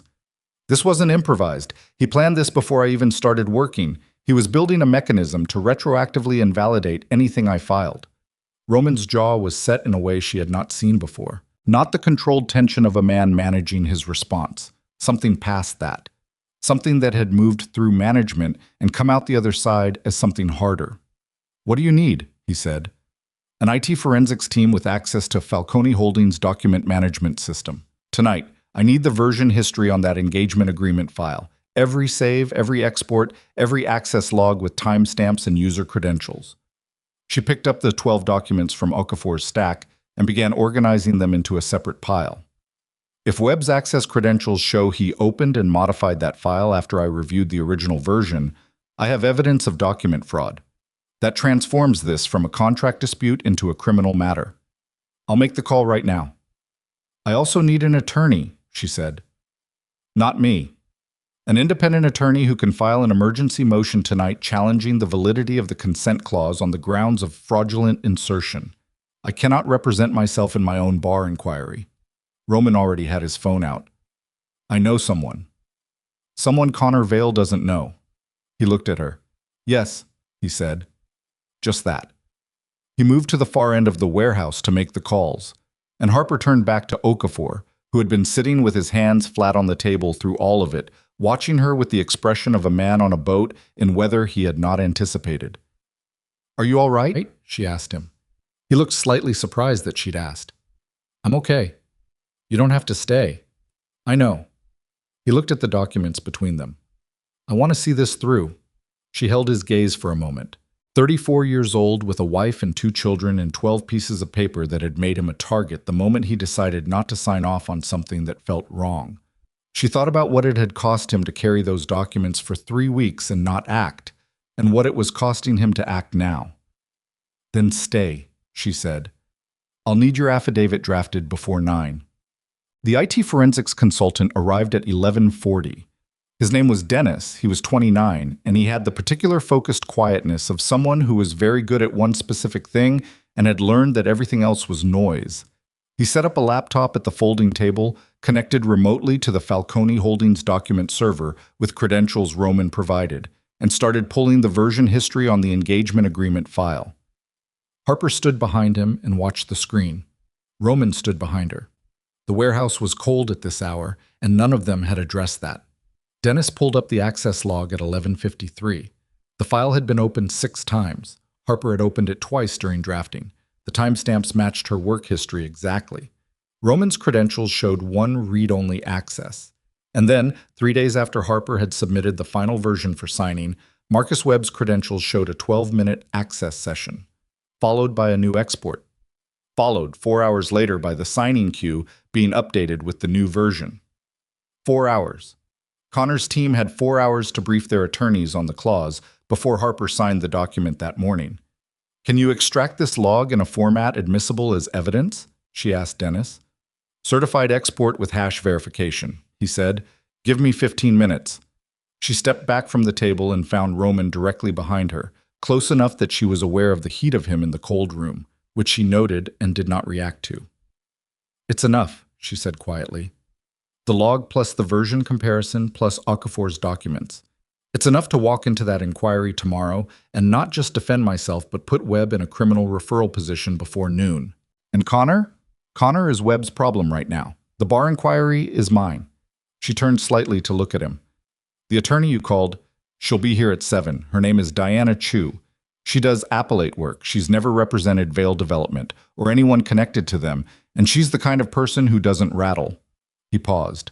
"She also doesn't like fabricated evidence. She'll be motivated." Harper looked at him for a moment in the bad light of the warehouse. There was something she had been circling around for the last 2 hours. Something she needed to say that she had been postponing because there was always something more immediate. "The clause, if it were valid," she said carefully, "would mean the ethics complaint was improperly filed. Connor's attorney is going to argue that in the bar inquiry. They're going to argue I acted outside my authority under the engagement agreement. But the clause isn't valid. It was fraudulently inserted, which we can prove. But it takes time to prove, and in the interim, the complaint is in a disputed status." She watched his face. "Roman, if the complaint is suspended pending the contract dispute, even temporarily, Delaney has a window. He's going to know by morning that Okafor exists. Not because I'll tell him, but because Webb will tell Connor, and Connor will tell Delaney, and Delaney will go looking." Roman's expression shifted. The thing that had been past management settled into something very still. "How long a window?" "A day? Maybe less." She turned fully to face him. "Which means Okafor needs to not be findable for the next 24 hours. Not uncomfortable, just not at his home address, not at his workplace, not anywhere Delaney's people would look first." Roman nodded once. "I'll arrange it. His family too." "His family too." No hesitation, no qualification. She held his gaze for a moment. The warehouse was quiet except for Dennis's keyboard. Okafor was sitting with his coffee going cold, looking at nothing. The document log was printing from a portable printer Dennis had produced from somewhere in his bag, each page stamping itself with the specific mechanical patience of evidence accumulating. "Why are you doing this?" she said. Not the waterfront development. She understood the waterfront development. Something else. The restaurant without a menu, the directness, the question at midnight that had been, "Are you all right?" before it was anything strategic. Roman looked at her for a long moment. He did not dress the answer up. "Because I've watched a lot of people in positions like yours take the offer," he said. "The exit, the quiet settlement, the withdrawn complaint, the career that continues smaller than it should have been." Something in his face that was not quite readable. "You didn't take the offer. You filed at 6:47 in the morning." She held that. "That's not an answer to my question." "No," he said. "It isn't." He looked away briefly at the warehouse wall, then back. "I'll give you a better one when this is finished." She decided to accept that, temporarily. Diana Chu arrived at 7:04 in the morning with a coffee she had brought for herself and a leather bag that suggested she had not slept either, which Harper found reassuring in a purely professional sense. She was 51, small, with the kind of economy of movement that comes from never wasting anything. She read the forensics log, the altered clause, and Okafor's 12 documents in 41 minutes without speaking. Then she looked up at Harper. "This is document fraud," she said. "The insertion, that's not a gray area." "I know." "Webb is looking at criminal exposure regardless of what happens in your inquiry today." She set the papers down with the precise alignment of someone who liked order. "The bar inquiry is survivable. You have the voluntary disclosure, the forensics log proving fraudulent insertion, and an independent witness whose evidence materially supports the underlying complaint you filed." She looked at Harper over the documents. "What you don't have is time. If they move to suspend the complaint before we can get the fraud evidence in front of the inquiry officer, then we file an emergency injunction against suspension at 8, Harper said, on the grounds that the contract clause being challenged is facially invalid. It cannot be used as a procedural weapon while its validity is in active dispute. Diana looked at her steadily. I was going to say the same thing. I know. Harper pushed a legal pad across the table. I drafted the injunction at 4 this morning. Tell me what's wrong with it. Diana picked up the pad and started reading. Her expression moved through several registers. Mild surprise, focused attention, once something that might have been genuine approval. Nothing, she said. There's nothing wrong with it. Bum? They filed the injunction at 8:13 from Diana's phone using an emergency e-filing portal, and by 8:40 they were in the lobby of the State Bar Association's building, and at 8:55 Harper was in a chair across a conference table from Janet Reyes and two other inquiry officers whose names she immediately organized into memory. And at 9:01 the attorney representing Vale Development, a man named Pritchard, whom Harper recognized from a courthouse hallway 3 years ago, walked into the room and saw Diana Chu sitting beside Harper, and did something with his face that he recovered from in under 2 seconds, but not fast enough. He hadn't expected independent counsel. He'd expected Harper alone, defensive, without backup. She had stopped being without backup at 6:47 yesterday morning. She wasn't sure he'd gotten the update. Reyes opened the inquiry with the procedural language, and Harper sat with her hands still on the table in front of her, and listened and breathed and let Diana do the first round of talking, which was Diana presenting the injunction filing and the forensics log in a sequence so clean and brisk that Pritchard's opening was truncated before he had fully delivered it. The complaint was filed under a fraudulently altered engagement agreement, Pritchard said when he finally got space.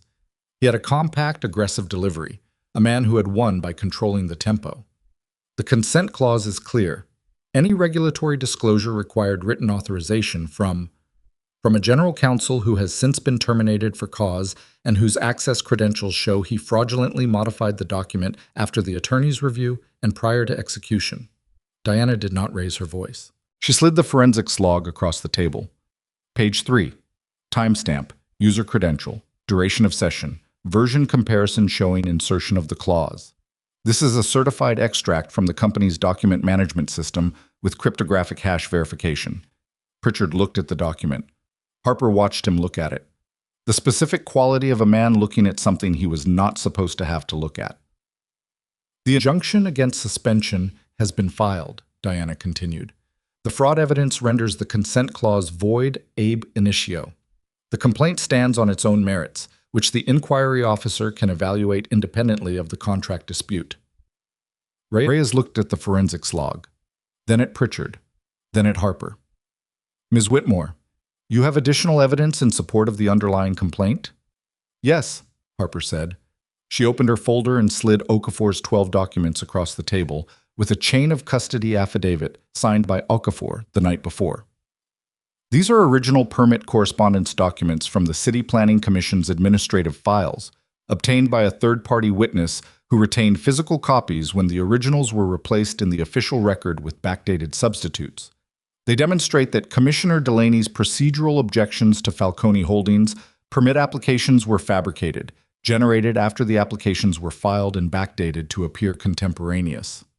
The room was quiet in the way that rooms go quiet when something has shifted irrevocably. Reyes picked up the first document, the second. She looked at the dates. She looked at the chain of custody affidavit. She set them down with the careful attention of someone who understood exactly what she was holding. Pritchard said, "Those documents haven't been authenticated." The affidavit establishes chain of custody, Diana said. Authentication is a matter for the proceeding that follows this inquiry. What they establish here is that the underlying complaint has substantive merit, independent of any contract dispute, and that suspension pending that dispute would actively impede an investigation of public interest. Pritchard was quiet. Harper watched his face work through options she could see him evaluating and discarding. He was good. She had assessed that from the start. But he had walked into this room expecting a woman who had been outmaneuvered and had found instead a woman who had spent the night building a countercase from the wreckage of her original one. "I need to confer with my client," he said. "Of course," Reyes said. She looked at her colleagues. Something passed between them that Harper read as professional consensus. "We'll recess for 20 minutes. The hallway outside the inquiry room was institutional and fluorescent and smelled of old carpet and recycled air. Harper stood near the window at the end of the hall and drank water from a paper cup and felt her pulse in her temples. Diana stood beside her. "You all right?" "Yes." "You don't look all right." "I haven't slept." Harper looked out the window at the street below. Ordinary morning, people going places, the city doing what it did. "Is it enough?" Diana was quiet for a moment. Not the silence of someone hedging, the silence of someone being honest. "The fraud evidence is clean. The Okafor documents are compelling. Reyes is a careful officer, and she's not going to recommend suspension of a complaint that has this level of support." A beat. Whether Connor's attorney goes nuclear after this and files every collateral motion available to him, that's a different question. "He will," Harper said. "Yes," Diana said. "He will." Harper looked at the paper cup in her hand. Her throat was dry in the specific way of someone who had been talking and thinking and not fully stopping for going on 20 hours. She thought about what came after this room.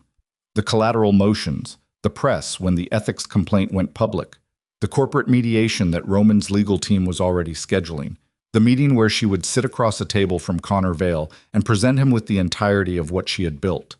She thought about the gala, the ballroom. Standing in the center of the room with unsteady hands and a face arranged into an expression of someone who was not drowning. She thought about the fitting room and the dress and the deposit. She did not feel what she expected to feel, which was satisfaction. What she felt was something more animal than that. The specific aliveness of someone who has run very far at speed and can feel every muscle in the exertion and is still running. Her phone vibrated. Roman. She stepped further down the hall and answered. "How is it going?" he said. "Pritchard called a recess. He's conferring with Connor." She kept her voice low. "The evidence landed the way we needed it to." "Good." A pause. "Delaney submitted his resignation to the Planning Commission 20 minutes ago." She closed her eyes for 2 seconds. "He knows." Connor told him.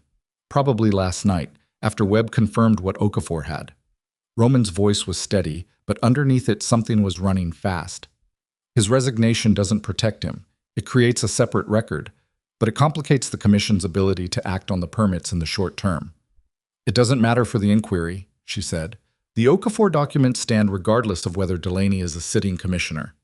But after today," she thought. "After today, Roman, we need to move to the corporate mediation within 48 hours, before Connor has time to restructure around the shell company issue now that Delaney is gone. The veto arrangement depends on Delaney's cooperation to function. Without him, the shell company stakes are just minority holdings. He may be willing to sell them at fair value if the alternative is a criminal referral that traces back to the grant money." "I've had the mediation scheduled for Friday," Roman said. 10 o'clock. "My attorneys will have the settlement offer prepared. I want you in that room." "I'll be there." She looked back down the hall toward the inquiry room. The door was still closed. "Roman, one thing." "Yes. When we go into that mediation, I need it to be clear that I'm there as independent counsel, not as an extension of your position. If I'm going to make Connor believe the offer is his best option, I need him to understand that I'm the one making the assessment, not you." A pause. "Meaning you need to appear to have some distance from me." "Meaning I need to actually have some distance from you in that room for the duration of the mediation." Another pause. Longer. "Understood," he said. Something in his voice on that word. She noted it and let it go. The inquiry room door opened. Pritchard stepped out and looked down the hall at her with an expression she read in 1 second flat. The expression of a man who has called his client, received instructions he found distasteful, and is now going to execute them because that's what he was paid for. "I have to go," she said to Roman. "Harper." His voice came through the phone with a directness that stopped her. "Whatever happens in the next 2 minutes, you've already won this part." She hung up and walked back down the hall toward Pritchard, toward the inquiry room, toward whatever Connor Vale had decided to do next, and her pulse was in her throat, and her eyes were dry from 20 hours without sufficient blinking, and her feet moved with the particular steady rhythm of someone who had nothing left to lose and had discovered that nothing left to lose was a form of freedom she had not previously known how to access. Pritchard held the door open for her with the specific courtesy of a man who is about to attempt something and wants the record to show he was civil. She went through the door. What Pritchard attempted, in the 20 minutes that followed, was a controlled demolition. He moved methodically through every procedural challenge available to him. The chain of custody on Okafor's documents, the authentication standards for the forensics log, the scope of the inquiry officer's authority to evaluate evidence obtained outside formal discovery.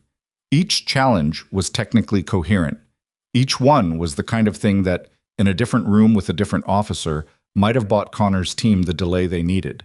Reyes addressed each one with the measured efficiency of a woman who had heard every version of these arguments and was not moved by the performance of them. At the end of the 20 minutes, Reyes looked at her two colleagues. Then she looked at her notes. Then she looked at Harper. The inquiry finds sufficient basis to proceed with a full investigation of the underlying complaint, she said. The motion to suspend is denied. The fraudulent alteration of the engagement agreement will be referred separately to this office's fraud division. She looked at Pritchard. The Bar Association takes a specific interest in cases involving manipulation of attorney engagement documents. That referral will be processed today. Pritchard gathered his papers. He did not look at Harper as he stood. Harper sat for a moment after he left. Diana's hand touched her forearm briefly. Not dramatic, just present. And then they were packing their own papers, and the room was emptying, and the fluorescent light was doing its indifferent work on the institutional carpet and the air that smelled of recycled effort. In the lobby, Harper stopped walking. She stood for a moment in the specific, unremarkable space of a building where things happened quietly and were recorded, where the ordinary machinery of accountability moved at its own speed regardless of who was applying pressure to it. Her phone buzzed. A text from an unknown number. No words this time. Just a photograph. Connor Vale's face, caught in the lobby of what appeared to be a law firm building, talking into a phone, his expression carrying something she had never seen on him before in the 7 years she had known him. He looked afraid. She stared at the photograph for a moment, then she put her phone in her bag and walked out into the morning. Friday arrived the way significant days sometimes do, with indifferent weather and the particular flatness of a morning that doesn't know it's the last one before something changes. Harper arrived at Roman's building at 9:30. Not the conference room on the 32nd floor. A different floor entirely. A neutral mediation suite that Roman's legal team had arranged with a third-party mediator named Calloway, 60 years old, retired appellate judge. The kind of man whose presence in a room communicated that what happened there was going to be documented and final. She reviewed her materials in a side room while Calloway set up.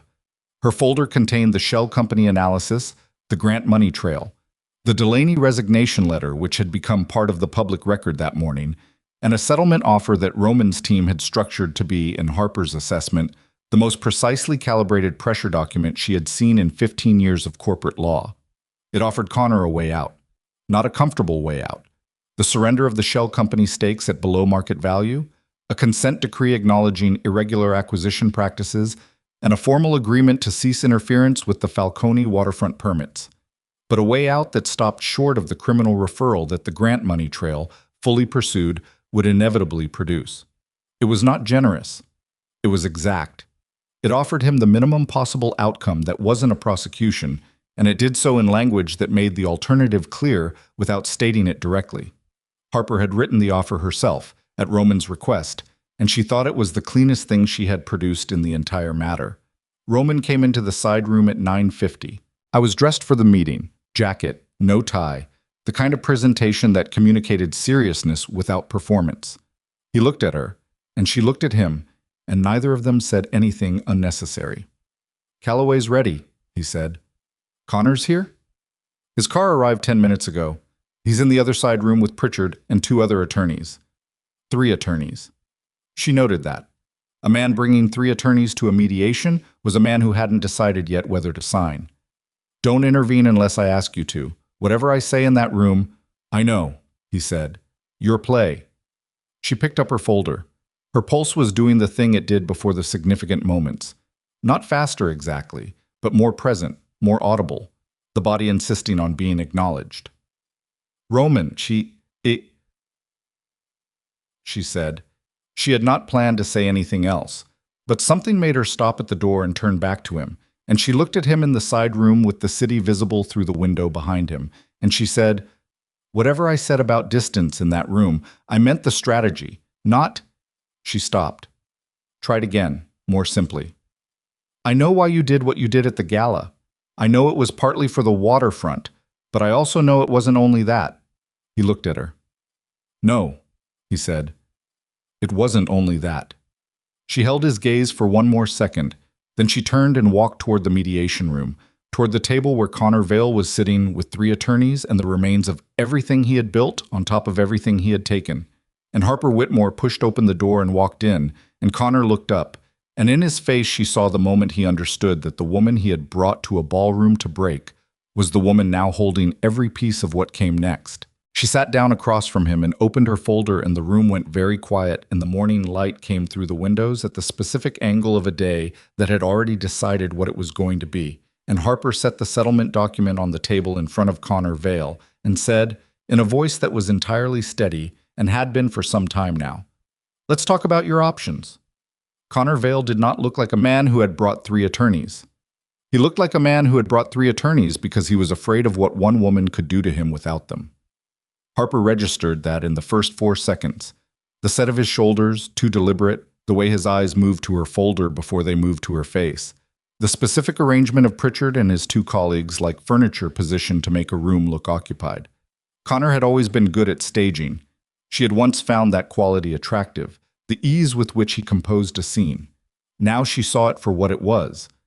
The reflex of a man who had learned early that appearance could substitute for substance if you arranged it carefully enough. She sat down. She did not arrange anything.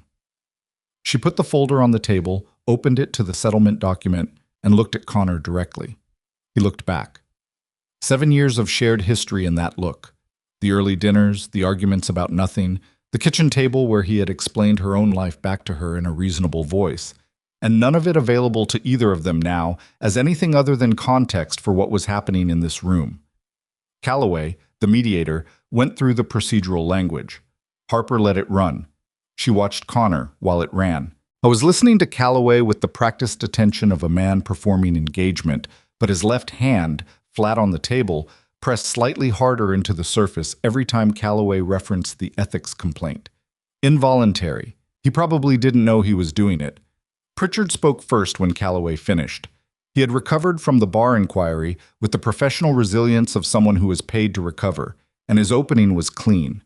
A recitation of Connor's position that emphasized the disputed status of certain evidence, the ongoing nature of the bar matter, the preliminary character of the ethics complaint findings.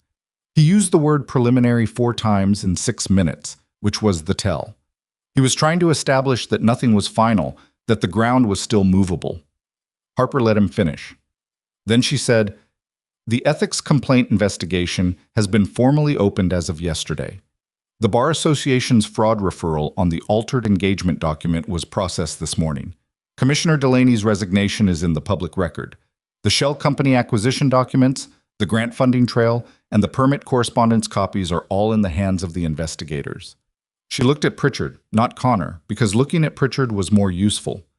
"Nothing on that list is preliminary. What's preliminary is whether this resolves here or in a formal regulatory proceeding that will be covered by every business journalist in the city." Pritchard said, "The evidence is still being evaluated." "The evidence has been evaluated," Harper said. "That's why we're in this room." Connor made a sound, not quite a word. She looked at him. "You built this for what?" he said. His voice had the texture of something that had been controlled for too long and was starting to show the strain at the edges. "To destroy me?" "To stop you," she said. "There's a difference." His jaw tightened. "You went to Falcone. You let him use you." "I used him back," she said. "I've explained that repeatedly." She kept her voice level. Not cold. She was not performing coldness. That would have been too easy, would have let him make her into something manageable. "Connor, I'm not here to have a conversation about our history. I'm here because the offer on that document is the best outcome available to you, and I need you to understand that before you let Pritchard talk you into fighting something that will cost you significantly more than what you're being asked to surrender." Pritchard leaned forward. "My client has significant concerns about the valuation methodology used for the Shell Company stakes. Your client structured those stakes using public grant money routed through a city official who has since resigned under investigation," Harper said. "The valuation methodology accounts for that. The below-market offer reflects the legal exposure embedded in the acquisition structure, not the face value of the stakes. She turned the settlement document to face Connor directly. Page 4. The asset transfer terms. Page 7. The consent decree language. Page 11. The agreement regarding permit interference, which becomes moot given Delaney's departure, but which creates a public record of the commitment. She tapped the document. Read it, Connor. Have Pritchard read it. Ask him whether the alternative, so a full regulatory proceeding with criminal referral potential on the grant money issue, produces a better outcome for you than this. Connor looked at the document. He did not pick it up. His left hand was still pressing into the table. You could have just walked away, he said. Quieter now. The performance of it dropping slightly. After the gala. After all of it. You could have walked away from all of this. Harper looked at him. She let the question sit for a moment before answering it, because it deserved an honest answer rather than a tactical one, and she had not had a moment in the last 2 weeks to locate one. No, she said. I couldn't. It was the truth. Not because of the waterfront, not because of Roman, not because of the accumulated professional logic of the case. She couldn't walk away because she had spent 7 years making herself smaller to fit the shape of what Connor Vale required. And the moment he had sat across from her at that kitchen table and explained in a reasonable voice that they weren't right for each other, some part of her had understood that she was done making herself smaller and had not yet found the language for what that meant. The ethics complaint, the bar inquiry, the warehouse at midnight with 12 documents on a folding table, all of it was the language. All of it was what it looked like when a woman stopped making herself fit. She was not going to say any of that in this room. But she held it while she looked at Connor's face, and she thought he saw something of it, because something moved in his expression that she had not expected, something that was not quite guilt, but was adjacent to it. The specific discomfort of a man who has just understood that the person he underestimated was not angry at him, was something more fundamental than angry. Pritchard spoke. There were 40 more minutes of it, the counter-proposals, the revised valuation arguments, the procedural challenges that Harper answered with Diana Chu's framework from the bar inquiry adapted to the mediation context.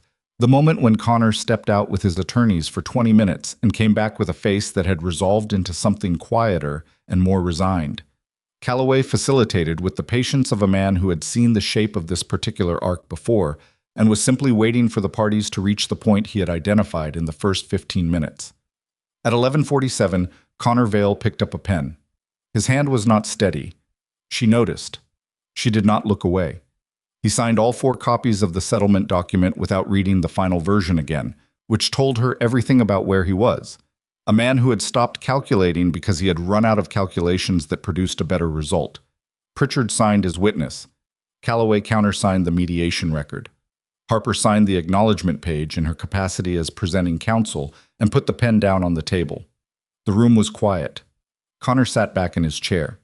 He was looking at the signed document in front of him with the specific expression of a man who has just set down something very heavy and is not certain yet whether his hands are empty or just numb. The waterfront project, he said. Not to Harper specifically, to the room. It was a good project. She looked at him. I know, she said. Because she did know. She had reviewed his original development proposal years ago, before any of this, in a conversation about his family's business that she had found genuinely interesting. The project had been real. The vision had been real.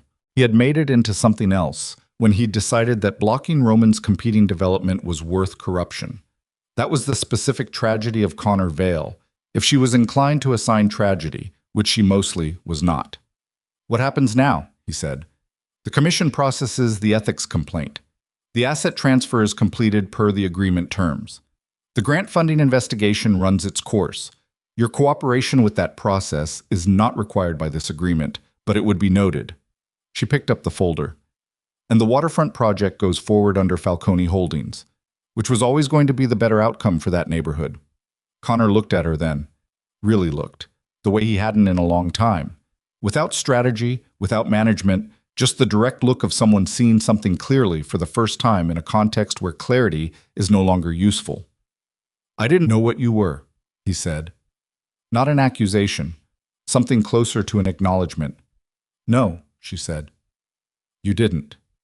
She gathered her materials, stood, and extended her hand across the table in the formal manner of professional closure. He looked at it for a moment. Then he shook it, briefly, with the grip of a man who understood this was the last thing she was going to give him. She walked out of the mediation room without looking back, because looking back would have required deciding what expression to wear, and she was done arranging expressions for Connor Vale's benefit. Roman was in the hallway. Not waiting, exactly.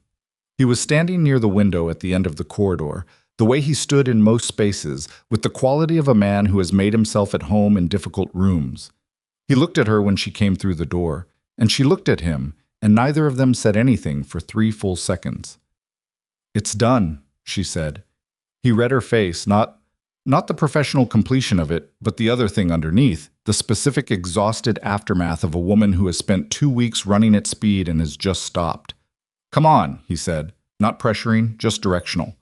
She followed him to the elevator, to the lobby, out into the mid-morning street where the city was doing its ordinary business around them, indifferent and continuous, the way it always was. The air was cooler than she expected, and she stopped on the sidewalk and breathed it for a moment. Roman stopped beside her. He did not put his hand on her. He simply stood there, close enough to be present, far enough to give her the air. "Okafor," she said. "His family is back home. He went back to work this morning. I've arranged for an attorney to represent him through the commission investigation, independent, no connection to Falcone Holdings." Roman's voice was even. "He won't be pressured again. There are reasons for that beyond legal protection." She understood what that meant. She filed it in the category of Roman Falcone things she understood and did not require elaboration on.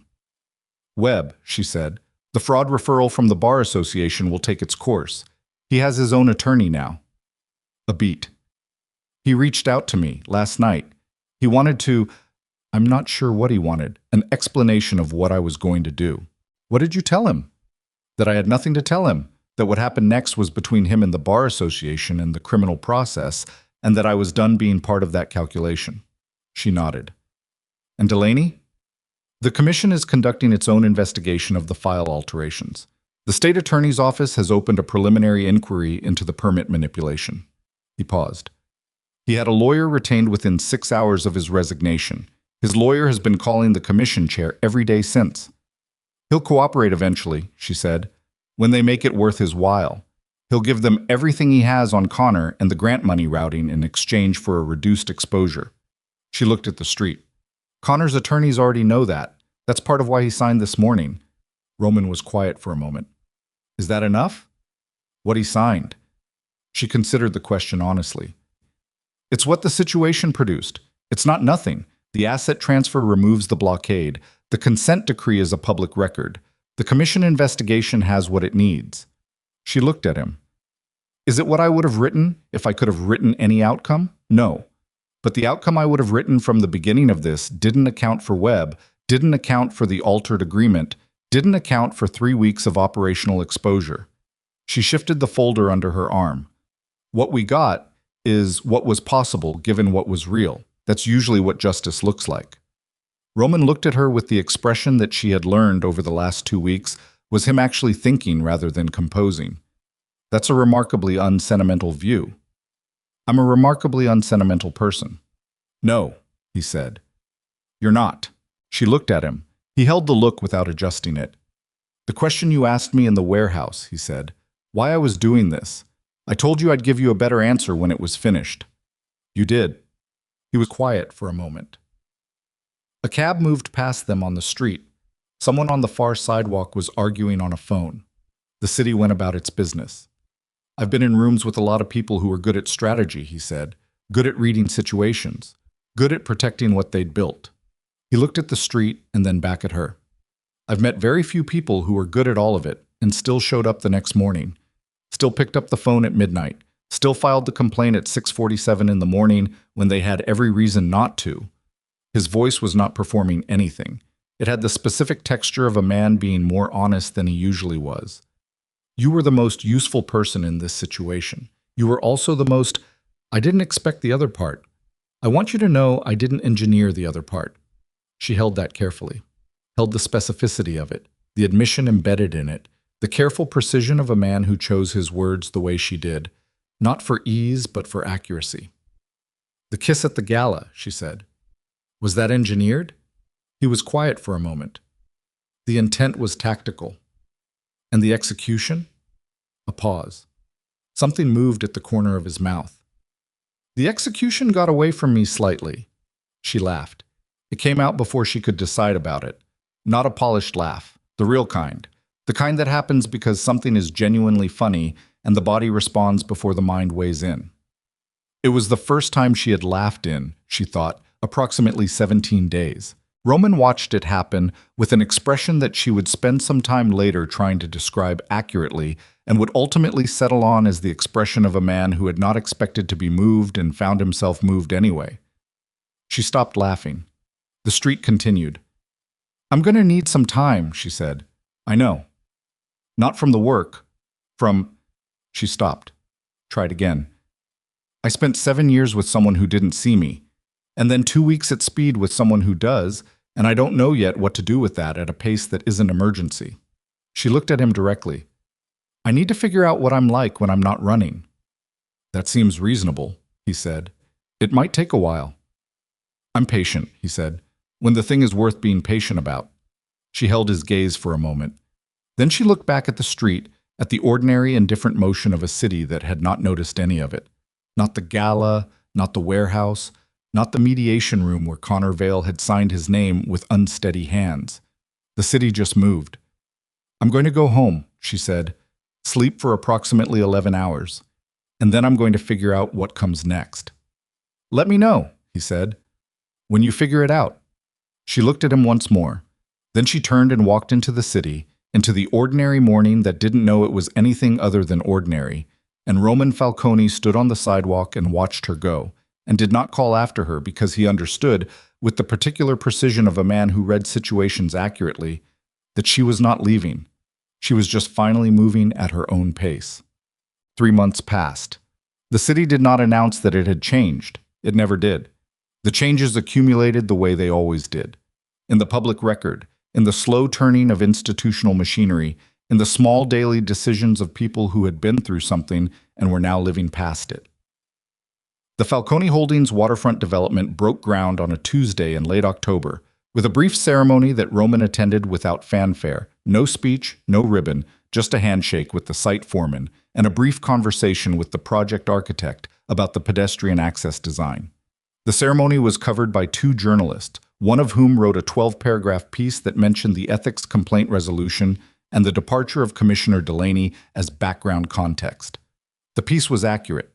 Roman did not comment for it. Michael Delaney pled no contest to 1 count of official misconduct in early November, in a closed proceeding that produced a fine and a 2-year prohibition on public service, reduced from the original charges in exchange for his full cooperation with the investigation into the grant funding scheme. His cooperation produced a separate referral related to 2 other development projects, where similar permit manipulation had occurred, neither of which involved either Falcone Holdings or Vale Development. The machinery, once set in motion, found things that had nothing to do with the thing that started it. That was usually what happened. Marcus Webb's bar referral produced a formal disciplinary hearing scheduled for January.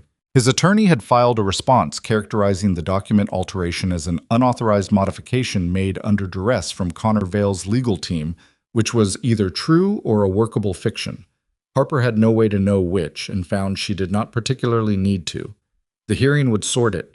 She had given her testimony to the Bar Association investigators in September, in a 2-hour session that was thorough and procedural and produced no surprises, and she had walked out of that building feeling lighter than she expected to feel, which she had thought about later and attributed to the specific relief of closing an account.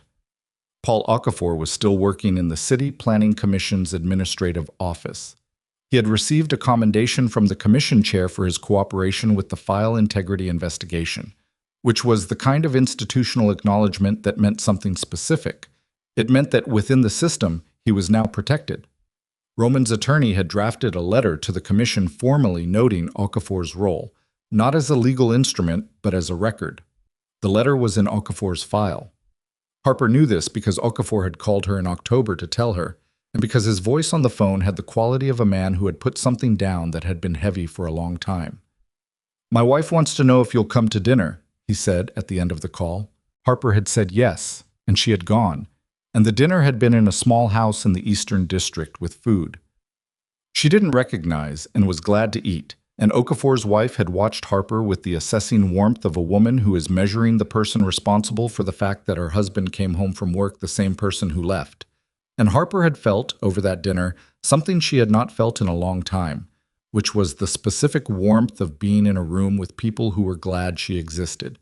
She had driven home afterward through streets she knew and thought about what she was building and what she was leaving behind and whether those were different things or the same thing looked at from different directions. Connor Vale left the city in November. Not dramatically. There was no announcement, no public departure, no statement. He simply stopped being visible in the places where he had been visible: the restaurants, the events, the business press. His family's development company continued to operate, managed now by his older sister, a practical woman named Ruth, who had never been interested in the social performance of it, and who had, according to people Harper knew peripherally, already begun the process of restructuring the company around assets that had no connection to the regulatory complications of the previous year. Connor went to a property his family owned in the Pacific Northwest, according to a mutual acquaintance who mentioned it without prompting, the way people mention things they think you should know. Harper registered it and did not pursue it further. His absence was not something she tracked. It was simply, gradually, true.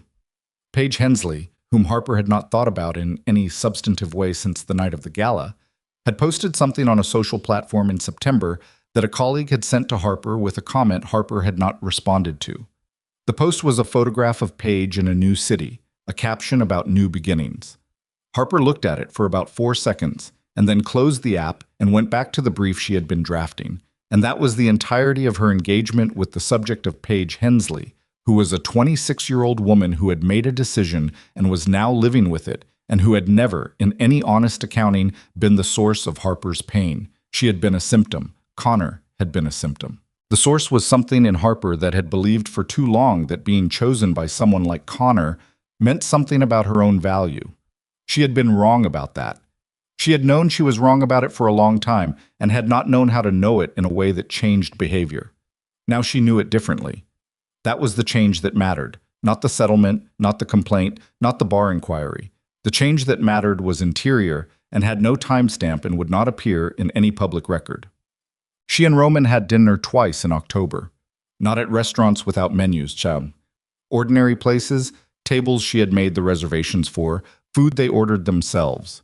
The first dinner was mostly about the waterfront project, which she was still working on as independent outside counsel, and the conversation moved through the legal work into other things gradually and without either of them marking the transition. The second dinner was not about the waterfront project at all. It was about a book he had read that she had opinions about, and a case she had worked on 3 years ago that had bothered her in a way she had never fully articulated. And at some point late in the evening, she had looked across the table and registered the specific sensation of being in a conversation that she did not want to end, and she had let herself register it without immediately converting it into something manageable. He walked her to a cab at the end of the second dinner.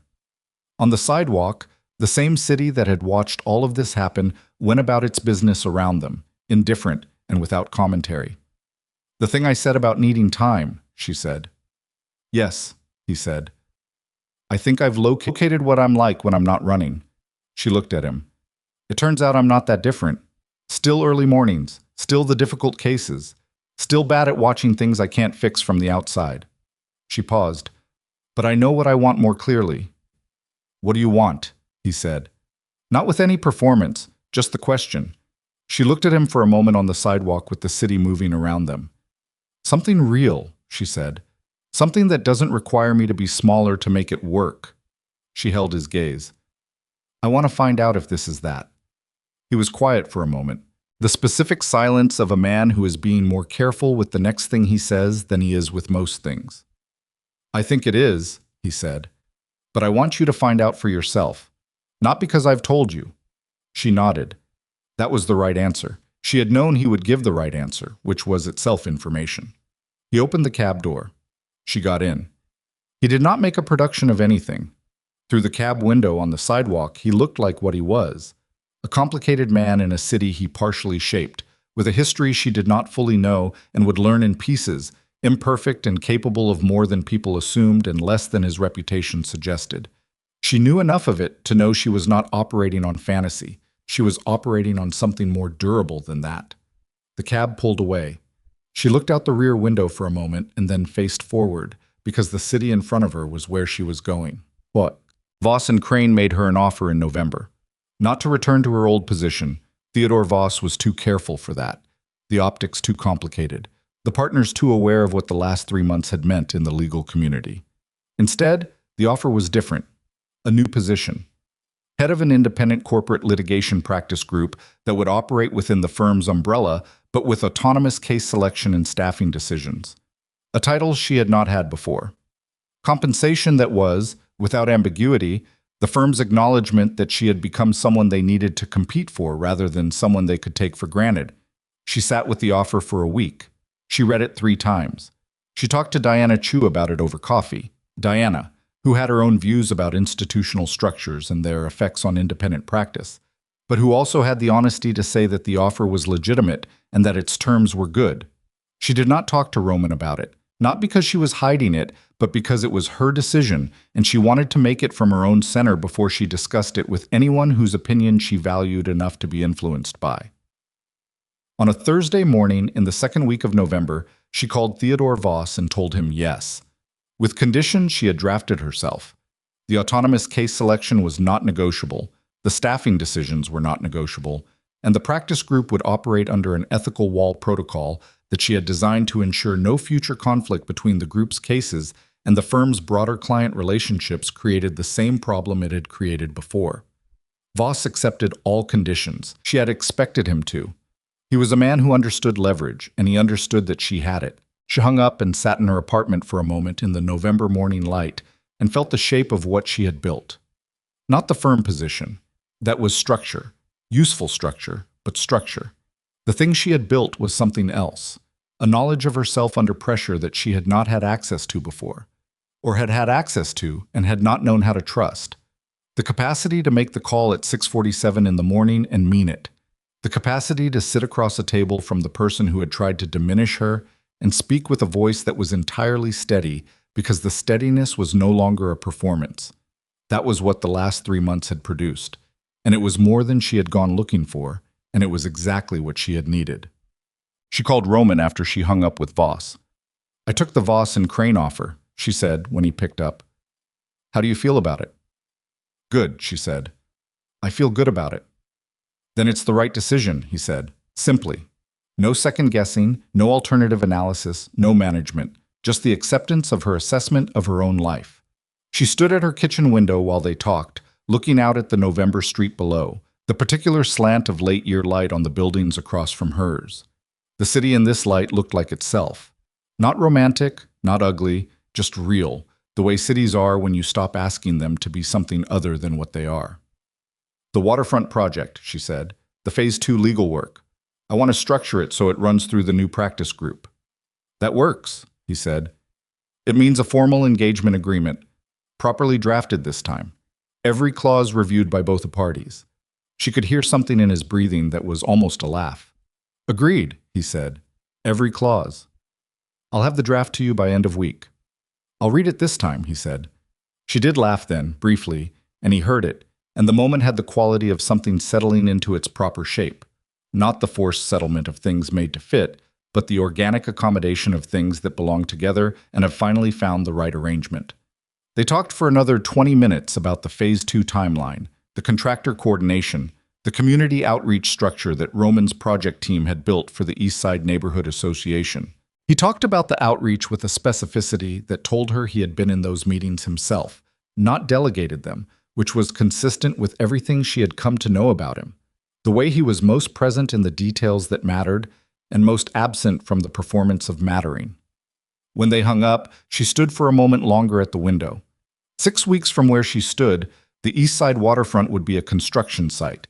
The cranes and the temporary fencing and the particular organized chaos of a large project beginning, with 14 blocks of underused land starting the slow process of becoming something that people would use and know and not think about the history of. In a year it would be framed. In 3 years it would be occupied. In 10 years, people would walk along the waterfront on a summer evening and not know or care what it had cost to get it there, which was exactly right, which was how useful things were supposed to work. The fitting room and the dress and the deposit she had never recovered. She thought about those sometimes still, not with pain exactly, more with the distant recognition of a marker. The place where one version of her life had ended, and she had not known yet that the ending was the necessary thing. Connor at the kitchen table with his reasonable voice. The gala, the ballroom, the ice sculpture melting in the background, and herself standing in the center of the room with practiced steadiness and unsteady hands, waiting for something she could not have named. She knew what it had been now. She had been waiting for herself to arrive, for the version of herself that did not arrange her expression for other people's benefit, for the version that filed the complaint at 6:47 because the complaint was the right thing, and fear was not a sufficient argument against doing the right thing. She had been waiting for the version of herself she had become. That version was standing at a kitchen window in November, watching the city in its honest light, with work she believed in and a life she had not been given but had built from the materials available, which were imperfect materials. The same imperfect materials everyone gets, assembled into something that held because she had learned, through the specific curriculum of the last 3 months, the difference between making something fit and making something real. She moved away from the window. She had a brief to finish by morning, a practice group structure to formalize, a week of work ahead that she was, for the first time in longer than she could accurately date, genuinely looking forward to. Not because it was easy, because it was hers. She sat down at her desk and opened her laptop and got to work, and the city outside continued its own work. And the light shifted as it always did in the late afternoon toward something quieter, and the woman who had stood beneath the chandeliers of the Ashton Grand in an emerald silk gown with unsteady hands was still there, somewhere in the person sitting at that desk, still present, still remembered, not erased but integrated, the way the hardest moments of a life are always integrated when you survive them honestly. Not erased, just no longer the whole story.